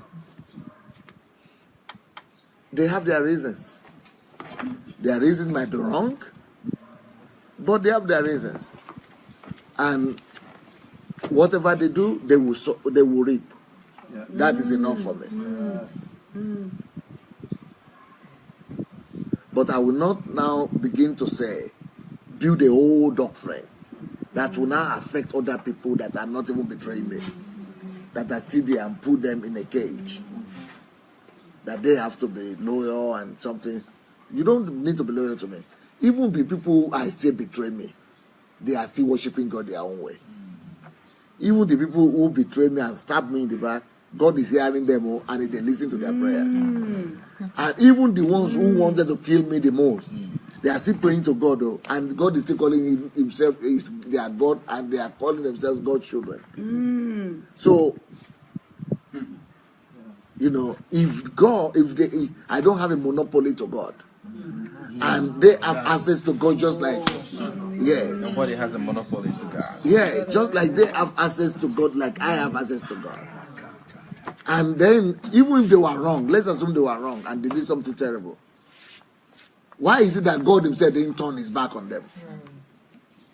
God didn't turn, he's not turning his back on them just because you betray something.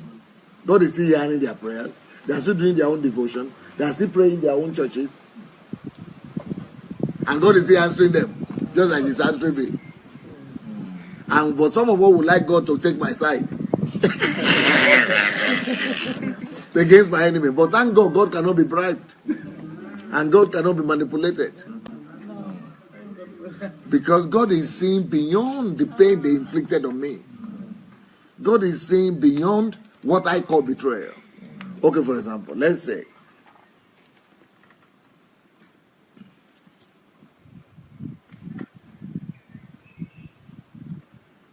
when the greatest betrayal I had was when I say this company, King's Capital, happened. And 40% of my pastors turned their back and left. 40%.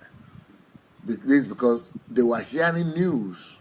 The government, KGB, police, everybody put out news to make people to think that I was actually a mastermind behind the collapse of the company. And they were saying it, giving interviews, that we have evidence that Pastor Sunday has stolen all the money and take it to Africa, and he wanted to run away and things like that. And they were just, so some of these people who left me started having questions, could it be true? So it means that this man is been lying to us. The government said it now, the police said it, the minister said it. So they were so disgusted, disappointed, because they were not listening to the Holy Spirit, they were listening to the news. So they felt, we cannot be with this man. If he's teaching us one thing, but that's their own perception. So because they followed the news of the day, some people, the public opinion influences them for one reason or the other. This is just the world we live in. Not too many people are strong enough to come against the whole country, are strong enough to stand when everybody wants to be instigated and they still be enduring it. So either they believe or they don't believe, but whatever happened, it means, maybe let's say, they probably thought they were doing the right thing at that time. Because they probably thought maybe he's actually doing what he's being accused of. And because of that, I don't want to have anything to do with them. You know? So they have a reason. So everybody have their own reasons why they do whatever they do. Or maybe somebody's parents put pressure on them or relatives. So I would call it betrayal because they left me. Is it really betrayal? Maybe yes, maybe not. They just had to take a decision, and they took the decision that didn't favor me. But they did take a decision that favored them, so good for them. So were they right? They were wrong. But did they know that they were wrong? Maybe they didn't know. They were believing at that particular time that they were right.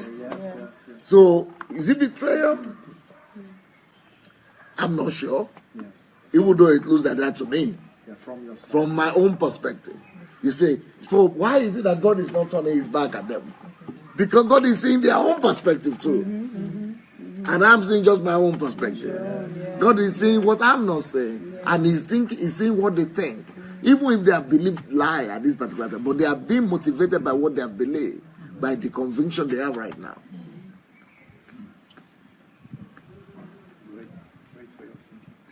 So, do I need to be bitter about that? I don't think so. Because I'm thinking, for example, do you know this person that I've just spoken about now, who wrote this book? I've heard that he's talking good about me. He likes me. He's a good guy by himself. But I am going on worldwide Facebook and saying that book is demonic. Lawyer and disloyal, or whatever they call it. So that is demonic. It is not written by the Spirit of God. Even though with good intention, because I read it, the good intention is to protect church and to protect pastors from splitting, church split. That is the intention. I read the whole thing. I read the first one, the second one of the book. So he has good intention in the flesh, from man's perspective. But no matter your intention, you must not contradict the nature of God and the mind of God and the understanding of God. And God's nature has to be the same. So, but in the eye of his followers and himself, they will say, I'm stabbing him at the back.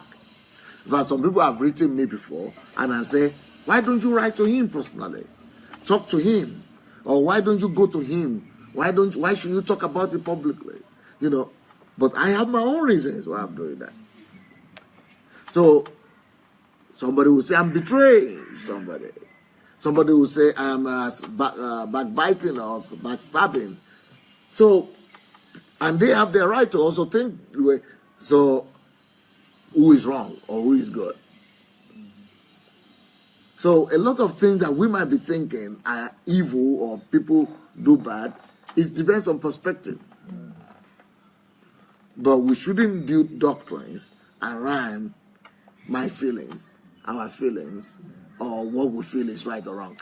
The only right perspective is God's perspective. I don't know, you know what I'm thinking? So we have the tendency to think that some people are bad, are rebels, or some people are betrayers, or some people are disloyal, or this. This is an evil by itself. Because that means that we are stigmatizing people. We don't like to be stigmatized. So why should we stigmatize people?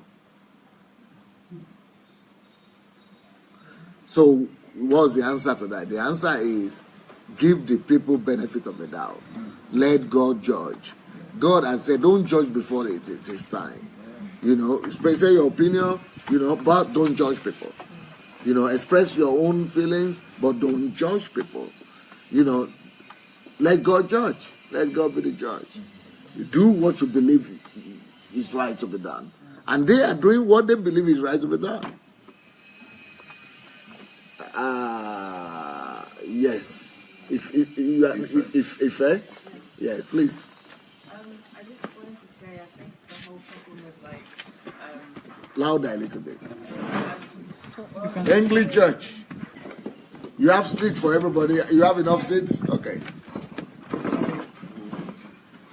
I think what I just wanted to say was, I think the main all these pastors that are like putting up all these structures and stuff is all down to, I think it's just all down to humility, because if they humbled themselves enough to know that I'm no better than anyone in my congregation, then they wouldn't have all the bodyguards and stuff. Because I've seen like churches where the pastor will like just say stuff, and if anyone has a question, they have to go through so many stages to get to talk to them and stuff. So I think just reteaching humility, but then again it will be hard because most of them don't want to listen. Like they think I'm this high up and I've gotten this far, and people respect me because of my status. So it would be hard to get through to them. But I think just reteaching like what it really means to serve people, instead of the importance of being served or looked up to out of something other than genuine respect. Because I think the only reason why their congregation is staying is because they're afraid that they'll be like punished for not being apparently loyal to them. So I think just reteaching like the importance of humility in leadership would kind of diffuse all the problems with that. But yeah. Brilliant. Brilliant. Thoughtful. Are we still on the subject of sharing our thoughts on the anniversary? Because we've defected now to church and pastors, which is one of the things that really aches from my tummy into my head on the issue of pastors and churches.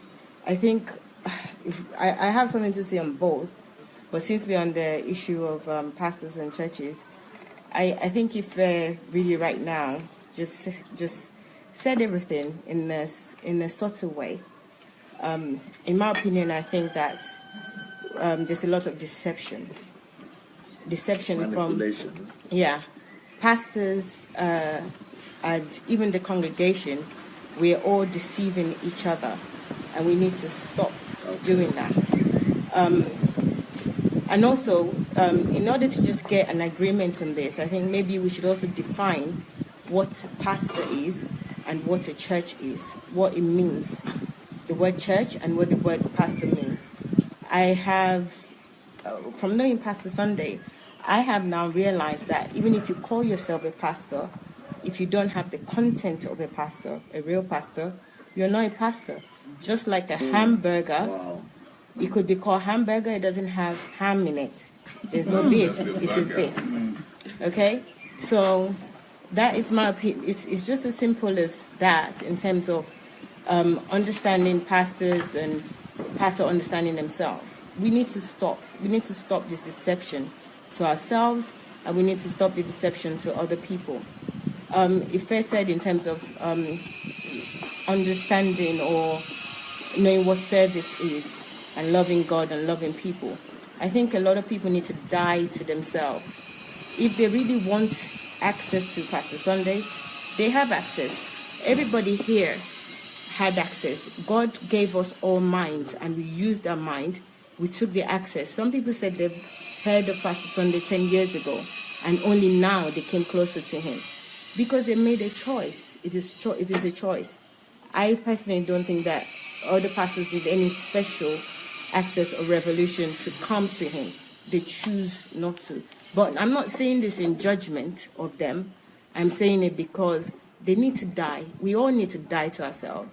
Pastor Sunday's died what I see of him is dying to himself, to his own ego. Forget about ego. What is your motive? Do you love God because of what you are gaining, because of the respect, because of the people being loyal to you? Why is it important that people are loyal to you? You should be loyal to God. You're a tool for God, not for other people to be loyal to you so that you be supreme on earth. So I think with regard to pastor in churches, I try to limit what I say because also I'm representing Dr. Sunday, but we need to stop this deception, and we all need to take responsibility for ourselves and for other people. Pastors taught us to use our mind. We had a whole series on mind. What makes us superior to animal is our mind, and if we can use those minds. Animals give birth, they get together, animals eat, they have body, they grow and everything, but they don't use their mind. If you see a dog, you call it dog, it will come to you. If you see any animal, if they see something, they just go to it. But as human being, Homo sapient, we need to use our minds, and we don't use it. We let other people control us in a way that even though we know in our spirit is wrong, but what is our motive for even accepting that control? What is their motive for what they're doing, and what is our motive for accepting the control? We really need to start engaging our mind and also knowing who we are sent from. Are we sent by God, or are we just on this earth to just be part of a number? So understanding that as well is key for us. So I don't agree with the pastors that they need help, they feel like it can't get close. They know what to do, but when it really hurts them, when it pains them, just like it hurts you all being here, and you know that you needed the deliverance, you needed the knowledge. You heard Pastor Sunday, it was delivering you, it was freeing you to be the person that God wants you to be. It was saying, go and do this. You don't need permission to come to him. You don't need to pray. You don't need a pastor. You are your own pastor. You are your own priest. I heard everything he was saying. You are an anointing. All this manipulation that they use, don't touch my anointing, and they're all feeling good. So you're not anointed. They are anointed. So God in heaven decided to anoint them, and they left you out so that you could be, all those things. And Dr. Sunday was sharing that with us day in, day out. And rather than these people receive it, they're hating him for it. If you look at the comments on this YouTube, the pastors, they use pseudonyms. Some of them are pastors, they use their own names, insulting him on the things that is truth and liberating to the world. It's liberating people. So it's not that these people, it's because they're enjoying him.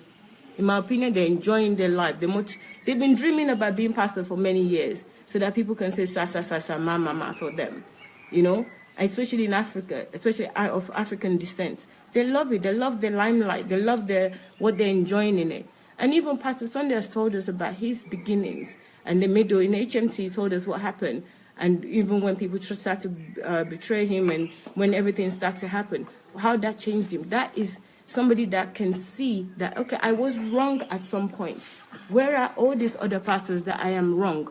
Where are all the people that knows pastor? Where are your pastor friends that you know that are watching pastor? Why are they not here? Why are they not learning from him and liberating you? So, but it's not important for them. It's not important anymore. What is important is you, what you are doing. Are you going to continue in this deception? and give them excuses and make excuses for yourself as well. Dr. Sunday has asked us so many times today that from what you've learned from him, what are you going to do differently? How are you going to live your life differently? So are you going to die to yourself as well and just live for God? And even if somebody did something wrong to you, even if they stab you in the back, is your focus going to be on them, or is it going to be on Christ? Is it going to be on what God did for him, what God did for us? You know, one thing during these last 3 days, I've come to understand Dr. Sunday even a little bit better, because my months of being here, I just don't understand how it could be this way, or how the whole family could be this way. And one thing that I know is that in terms of the word in the Bible and the word of God, it takes them literally. And it's not just the word of God, it even takes the word of human. It takes your word literally. So if you say something to him, he believes it totally. Even if you've just lied to him and you say another word of truth, he will believe that word. And I think that was to separate him from everybody else. You know, if God made a promise, he believed the promise. He said when he started believing in God, or when his sister told him the chapter in the Bible. I don't know, I'm sure people you all remember when his sister told him the chapter in the Bible and said that you will be the head, not the tail, and all that. He believed it. How many of us read anything in the Bible or those words and believe it to ourselves and believe the words of God, that God is saying that to me, not saying it to just my anointed pastor, but he's saying it to me. So let's just stop the deception. Let's stop the excuses that we make for others, and especially for ourselves. Let's love people truly. You know, hate the sin, don't hate the sinner. You know, what is happening with pastors and everything. Yes, I am not judging them at all, but I don't want to go in circle of this deception, and we're constantly analyzing this, they're doing this, they're doing that. I want us to really focus on what we're going to do differently and not join and continue in that lies. Because we're not lying to anybody, we're lying to ourselves. We're lying to our purpose. We're lying to what God has already given us on earth to dominate. We're not dominating, we're just deceiving. And we need to stop. You know, we're deceiving each other, we're deceiving other people. You know, we need to stop it and stop the manipulation of how this has to be, or how our focus should be on Christ and on us fulfilling our purpose. Dr. Sunday told us in the question time that we're here because my understanding was that because God doesn't have flesh, so we are God's flesh. I have never heard that from anybody. And that really got me. I was crying for days because I was so selfish. I was into myself. I still think I am into myself, even now. I'm so into myself. I have to deliver. I have to develop myself not to be into myself anymore and just be into God and love people and love and live for my purpose, identify my purpose and live for it. But do we understand that we're not here for, you know, babies, marriage and all those things, even though they're good things, they're bonuses that God is giving us. But do we actually understand why we're here? That we are God in flesh, and we should demonstrate that. We should live like God in flesh, love like Jesus, serve like Jesus, sacrifice like Jesus. But we don't do that. He does that. So everyone that is, you know, your friend Jeff that is saying that, what is, even after you're speaking to the person saying that, you know, just contact, they send an email. So is that not deception, that person is lying to themselves because they're still waiting for you to connect? The person is not ready. There's nothing there. The person is not prepared to do what they need to do. Because maybe, you know, sometimes I don't do things because I realize that if I do this, what I feel like I am enjoying, I'm not going to enjoy anymore. But that's my deception. I'm deceiving myself because I believe what I have now is better than what I haven't seen, what I haven't touched. So I'm holding on to what I have now. So what are those pastors holding on to? They're holding on to false power. Because why would anybody read even 48 laws of power? Who do you want to dominate? Do you understand? I've seen the book. I have the book because it was presented. Who do you want to dominate to get the power? Your mind is so, you know? Your mind is so good. Yeah, God has done some so good work with your mind. Thank you. Just keep on talking, because who do you want to dominate? Why we are do you not need the supposed power? to dominate Anybody? Anybody in the first place. So come here. You're created by God to come on this earth to be the flesh that do the walking, the going around and doing what He asked you, what He proposed you to do when He created you. So why are you here to come and learn to dominate anybody? The difference between pastor, to dominate church members. Yeah, to dominate church members. What is church to you? What is a pastor to you? What we see, the reason we're all here is because He liberated us. He told you that you have your mind, you have power, you have authority. God created you because He loves you. He has empowered you. All the people that put you down and subdued you, they have lied to you.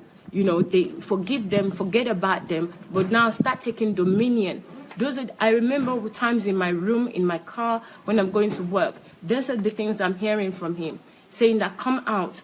Don't even pay them any mind. This is what God has said. Believe me, it is in this book. He will read it for the people that are asking for scriptures. He will give them scriptures and say, okay, you want scriptures? Because there's some people, they still come online and start saying, no, how did I? These are the people He's trying to save. They're so in the prison that they wouldn't even... They are defending their oppressors. Yes, exactly. They're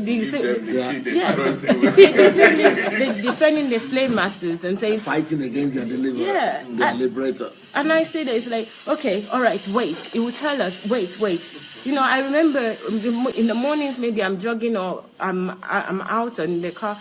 I remember, okay, this scripture, go to this, and he would explain it, that those people would have nothing to say. Where are those people now? What is stopping them? Where are those pastors? They don't want it. They don't want the truth. They want to still continue to enslave people until something arrests them, until they start to feel pain, until pain comes to inflict on them and feel how you're feeling, how they're imprisoning everybody, then they will come. But to say that, oh, they're in pain, they don't want to come, no. All of us are hungry. We came because we are hungry. We wanted liberation. We believe that there is liberation. We believe there's God.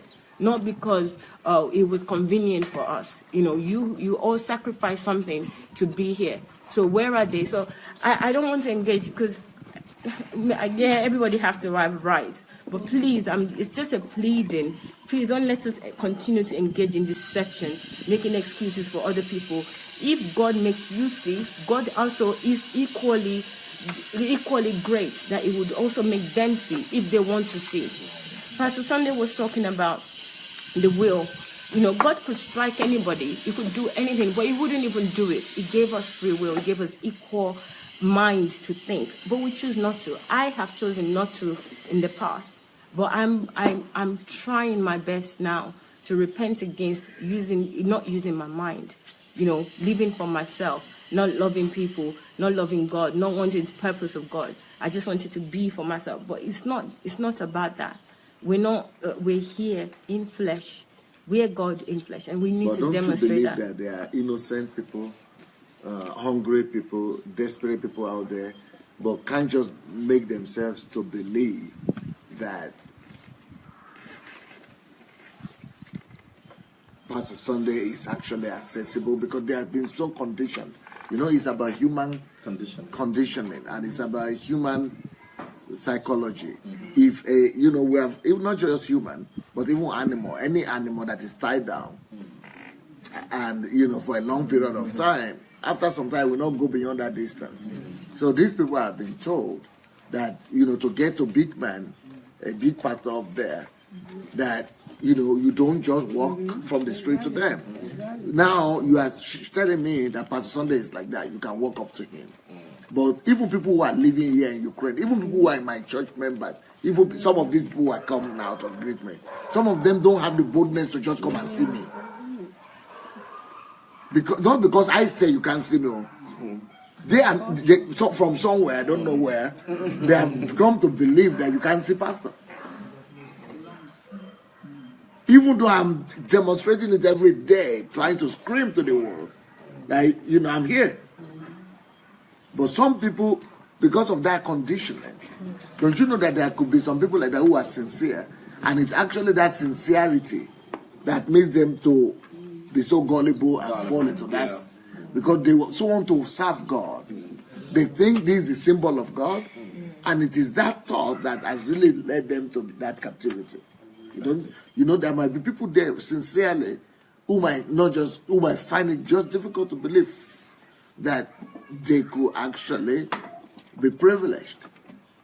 You don't think so? No, I think again there is some sort of there's something that they're holding on to continue to be that way, because if we're saying that there's something there, then we're removing God that revealed those things to them, that reveal if they didn't know you or they didn't see you at all, and they don't have knowledge of this, like there are people in this world that they don't have knowledge of maybe the Bible, or they don't have knowledge of the truth. I accept that with those people, because nobody have ever told you, but repeatedly, somebody telling you, what would you say to the situation of Jeff and his friend? Write an email, even if it's not going to happen. At least would you not write the email? Yes, I wrote. Yes. Without being So given. I don't know. I don't know what's going on with those people, but I feel like because they're so in deep in deception, self-deception, then they wouldn't until they come out of it. Because if you're seeing somebody day in, day out saying the truth, saying something, and something in you is still rebellious. I don't want to use the word rebellious, because both good and evil use that word, but something in you is not taking the action. So who is to blame? Even if God would say, my people are destroyed. My people, he didn't deny them.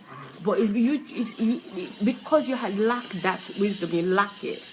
You have to exercise it. If God reveals something to you, if you have revealed that this person exists, even if you're going to crawl to that person to seek what you need and take the truth. Desperate. Exactly. So to say that they're until it hits them, until it really hits them hard, then they will. Because I don't know. But you know that there are so many people in this world who never heard of Pastor Sunday before. Yes. So what do you say about that? I think that's what comes in. I'm coming, sir. Yeah. That's what comes in when you said that we all, when we were talking just a few... Even you are living, I've been here, you just got to know me last year. Come close to me. Where were you before that? Yes. And I've been here for 30 years. Sir, I didn't know... And I've been on the internet since, I don't know when, since internet started. And my messages have been more than 10 years out there in the internet. So what will you say about that? Okay, well, my case is I've only heard of Dr. Sunday's name twice before I saw him on Facebook. And on the two occasions where my pastor in the church said that I've just come to Ukraine, I'm bragging about going to Ukraine and the persecution that Dr. Sunday is going through, and he's still serving God, and what are we doing, in a way where he said we're not coming to church, but he manipulated the situation by saying that, what are you doing? Like, you're not doing enough in the church, not what you're doing in the kingdom. It's just like, what are you doing in the church? So I didn't understand the kingdom, and I was just tired. I hear him all the time, chastising us, saying we're not doing anything for the church, we're not doing enough. And I'm doing my best at the time. I mean, from what he's giving me is what I have that I can give. So when he mentioned his name, on those two occasions that he mentioned his name, I just know of his name. I didn't even Google to find out or check out who the pastor is, because our pastor mentioned so many names, different pastors. So how many people am I going to be checking? So I didn't. But when I came across him myself on Facebook, I said that, I'm tired of pastors. I'm not, there's so many pastors nowadays. I don't even know what it means to be a pastor anymore. It's just a title, Mr. Pastor, uncle, whatever. So I said, okay, I'm going to give him 5 minutes. I think that was God, because at that time I was give me 5 minutes. Yes. That I'm going to give. Yeah. Yeah, I said I was going to give him 5 minutes. This is another pastor, but because that name Sunday is familiar from what my pastor mentioned. Let me see what it looks like, and also give him 5 minutes, because he was very passionate about what he was saying. He just came on and he was welcoming everybody with zeal. So I said, okay, I'm going to give him 5 minutes. This 5 minutes is where I am now. You know, the 5 minutes. 2 minutes also, yeah, I will always give a chance. Like 5 minutes is my chance. Even if I'm watching a TV program, I would say 5 minutes. And if my 5 minutes is done and nothing captivates me, I'm out of it. So it was exactly the 5 minutes, and I think the 5 minutes ended, and he was saying that I'll be back. I said, oh my God, you know, don't go. I was screaming on, you know, that don't go. After 5 minutes? Yeah, well, no, the hour went. The hour was, you know, past an hour, and then I was like, when is he coming back? You know, he said, I'll be back in the evening. That was in the morning. I'll be back in the evening. Come back at 7 o'clock. So I was mixing, is it 7:30? This one started at 7:30. Is it 7? I was so anxious that I was checking Facebook. Even though it wasn't 7 in the evening, I kept on checking Facebook so that I don't miss it. I started following him immediately. So every day I was watching and listening, and I was sharing it with as many people as I could. But even out of everybody that I shared with, these are my loved ones. These are my family, people that I love, that I care about. I can't even say 1% care to even know. They listen, they watch him, they don't want to because they're comfortable, you know. Maybe there was something that it was inside of me that is desperate. That's all I can say. I was just desperate. Maybe if I had heard him a year prior to that time, maybe I wouldn't be so desperate. But at that point in my own life, I was desperate. So to say that people, it's just like Jesus as well, you know. People heard him, they didn't believe him. There's people that don't believe him. But don't let us deceive ourselves and make excuses. You know, the people that nailed Jesus to the cross, they know that he was good, but they chose to do that. And you know, one thing that I don't know if most of us were in here today when Dr. Sunday was saying, when Caroline gave the reasons why she wasn't engaged, she couldn't engage because she wished she was with those people at some point. And Dr. Sunday, it's not the first time I'm hearing this. For me, I know that Jesus was nailed to the wall. I know that he was nailed to the cross. I know everything that I went through, but I zero it out of my head. I don't think about that. He said it several times. Even it was enough for him to think that. Is it enough for any of us, apart from our need for God to save us, which is why a lot of people went to church in the first place. God to save you, to provide for you, to help you with your to help you with money, to help you to have the best car so that you can be the best person in your clique, you know. Apart from that, take that aside. How many people have just thought of that, of him being nailed, and that was enough for us? What else do we need? What else, you know? Think about even being beaten naked.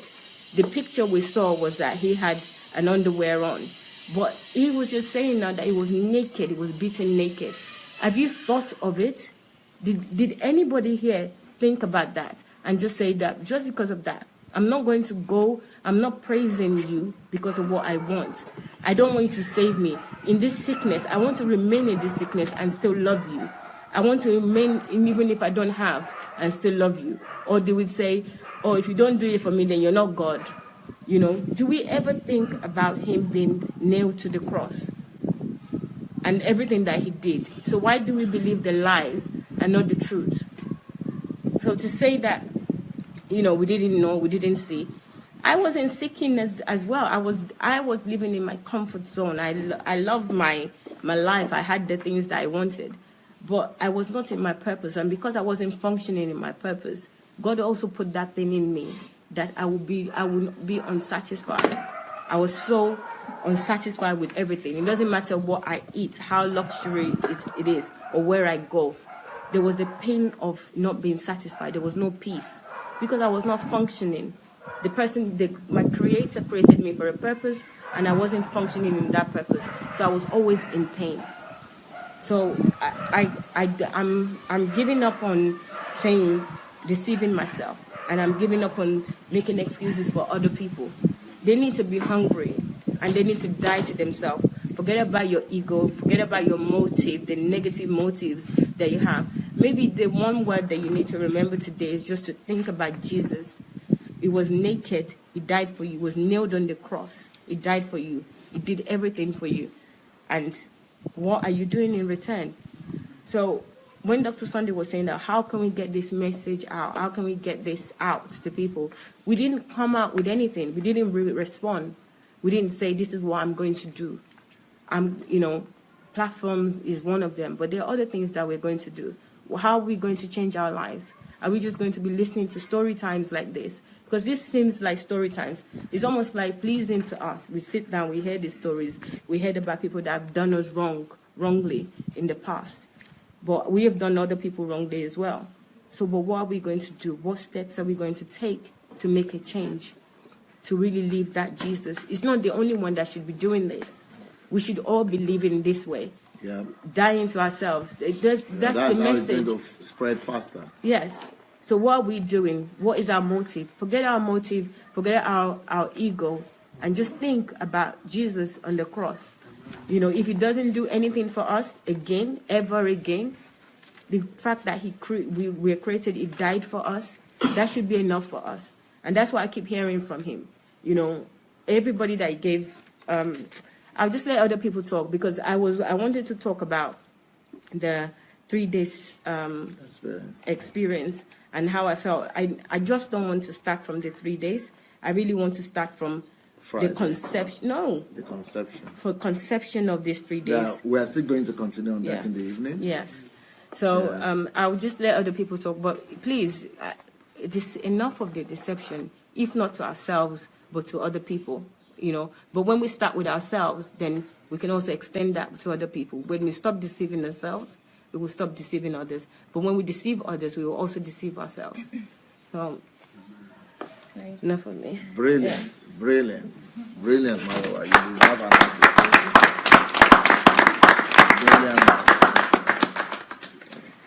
applause. That's the last person that will talk before all the you see there's some army there at the back. I am careful for your safety and mine too.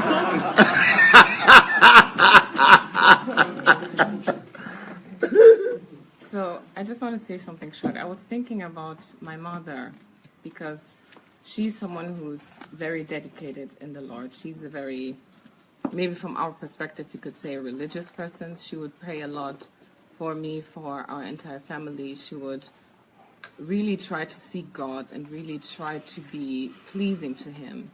And she would still have that distance in terms of access to a pastor directly. So she would honor them, but keep her distance. So she would not be an advocate of being too close to a pastor and, still staying true to yourself and keeping your sanity and just praying to God the way you have to do it.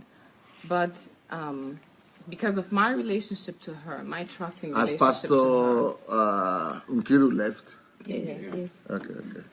Because of my trusting relationship to her, I was able to bring the truth that I have received from Pastor Sunday to her. So she basically had the access that we all are talking about, because we say pastor is accessible, but I'm just wondering, is it really necessary for everyone to have access to pastor, or is it necessary for them to have access to the God in pastor and not, being close to him, just like we are sitting here touching him? Maybe it's on me to reveal the God of pastor to my mom, and not for her to come and sit here and listen to him.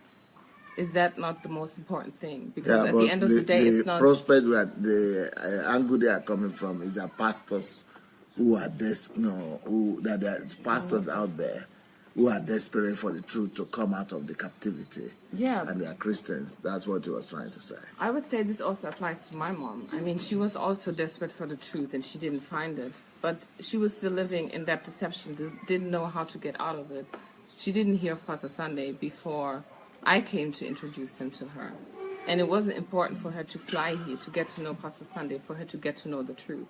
So I'm just saying, I don't necessarily believe that everyone has to be in the inner circle of Pastor Sunday in order to be set free. But they probably just need the truth that Pastor Sunday is carrying. I think what they're actually saying is to get in touch with Pastor Sunday. What they mean is getting his resources. Yeah. Not necessarily him personally. Yeah. But just want people to know that his resources are out there. Yeah. And they are. I mean, I support that idea and I agree as well. But I see your point, but I also see that there are people who are just who don't have that perception. They just don't think this way. For them, it doesn't exist that you have to have that access. Maybe they don't even think it's important or it's necessary.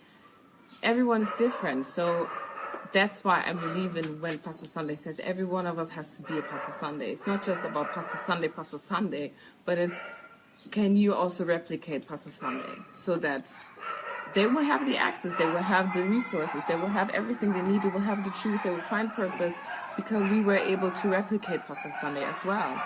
So I don't know if that makes sense, but I'm just saying it's not necessary, all this. I think this is a way for us to bring the message across and to maybe dissolve this idea of Pastor Sunday not being accessible just because there are these extensions of Pastor Sunday already and that's enough, everything they need to actually know that there is access. So brilliant. That's just... Okay, we are going to stop on that. If you could. Okay, there are two things we want to do. For the people who are watching us, I would like to say that we are going to go off and come back either in 5 minutes or 30 minutes. We are going to decide now. It's time for us to have dinner. Or have you all eaten dinner? No? Not yet. Because we have been sitting here. I know you have not eaten. So we either go and eat dinner now and come back in 30 minutes so that we will be able to witness and participate. Because these are men from the English church. We have English-speaking church in the Embassy of God. And the men just decided to come today. That's very symbolic for me because men don't do that. Men hide behind the women. And, so this is going to be a strange thing for me to do. In most places, men, it's the wives that are pushing, it's the wives that are pushing their husbands to somehow come out of the shadow. But what these men want to do here, they came here, I'm interested, and I think we should all be interested. But what do you want us to do? Do you want us to take 30 minutes break so that you could eat, then come back and all have the time with the people so that you not be in a hurry? Or you want to just take 5 minutes recess and then you have to be in a hurry and say, when will they finish? Because I don't know how long it will take. I want us to hear them out. What will you say? 5, please. 5 minutes? Okay. Who is for 30? Oh. Who is for 5? My wife is always the You're always the My wife is the odd one. Oh, she has a voice. She's a voice on her own. So she's not intimidated. And that's where we must get to. So that we don't get to a place where we just follow the crowd. But we will be a voice for ourselves. So let's take, can somebody, hello, Tony Butam? Wyjaśnij tam się gato, można się spakkorment ludzi. Bisfinka pakaya ni wykluszuzes. I'm sorry, I just wanted to find out if it's time for break or not. Where are the other foreigners that are in the house? The Banjokos and other people, will they come to eat? Yeah, we'll call them. We'll call them, okay.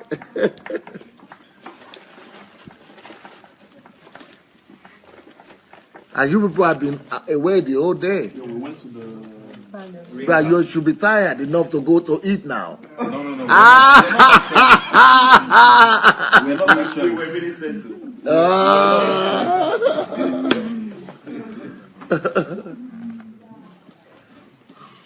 So I hope you are leaving your comments and I hope you are sharing. I would really encourage you to share this. I don't know what title. I said fellowship with Dr. Sunday. That's saying nothing. Well, and you have a lot of those things, and you've still not changed. The night from the night before, all those kind of things. Yes, they are still there. I still saw one of them like the other day.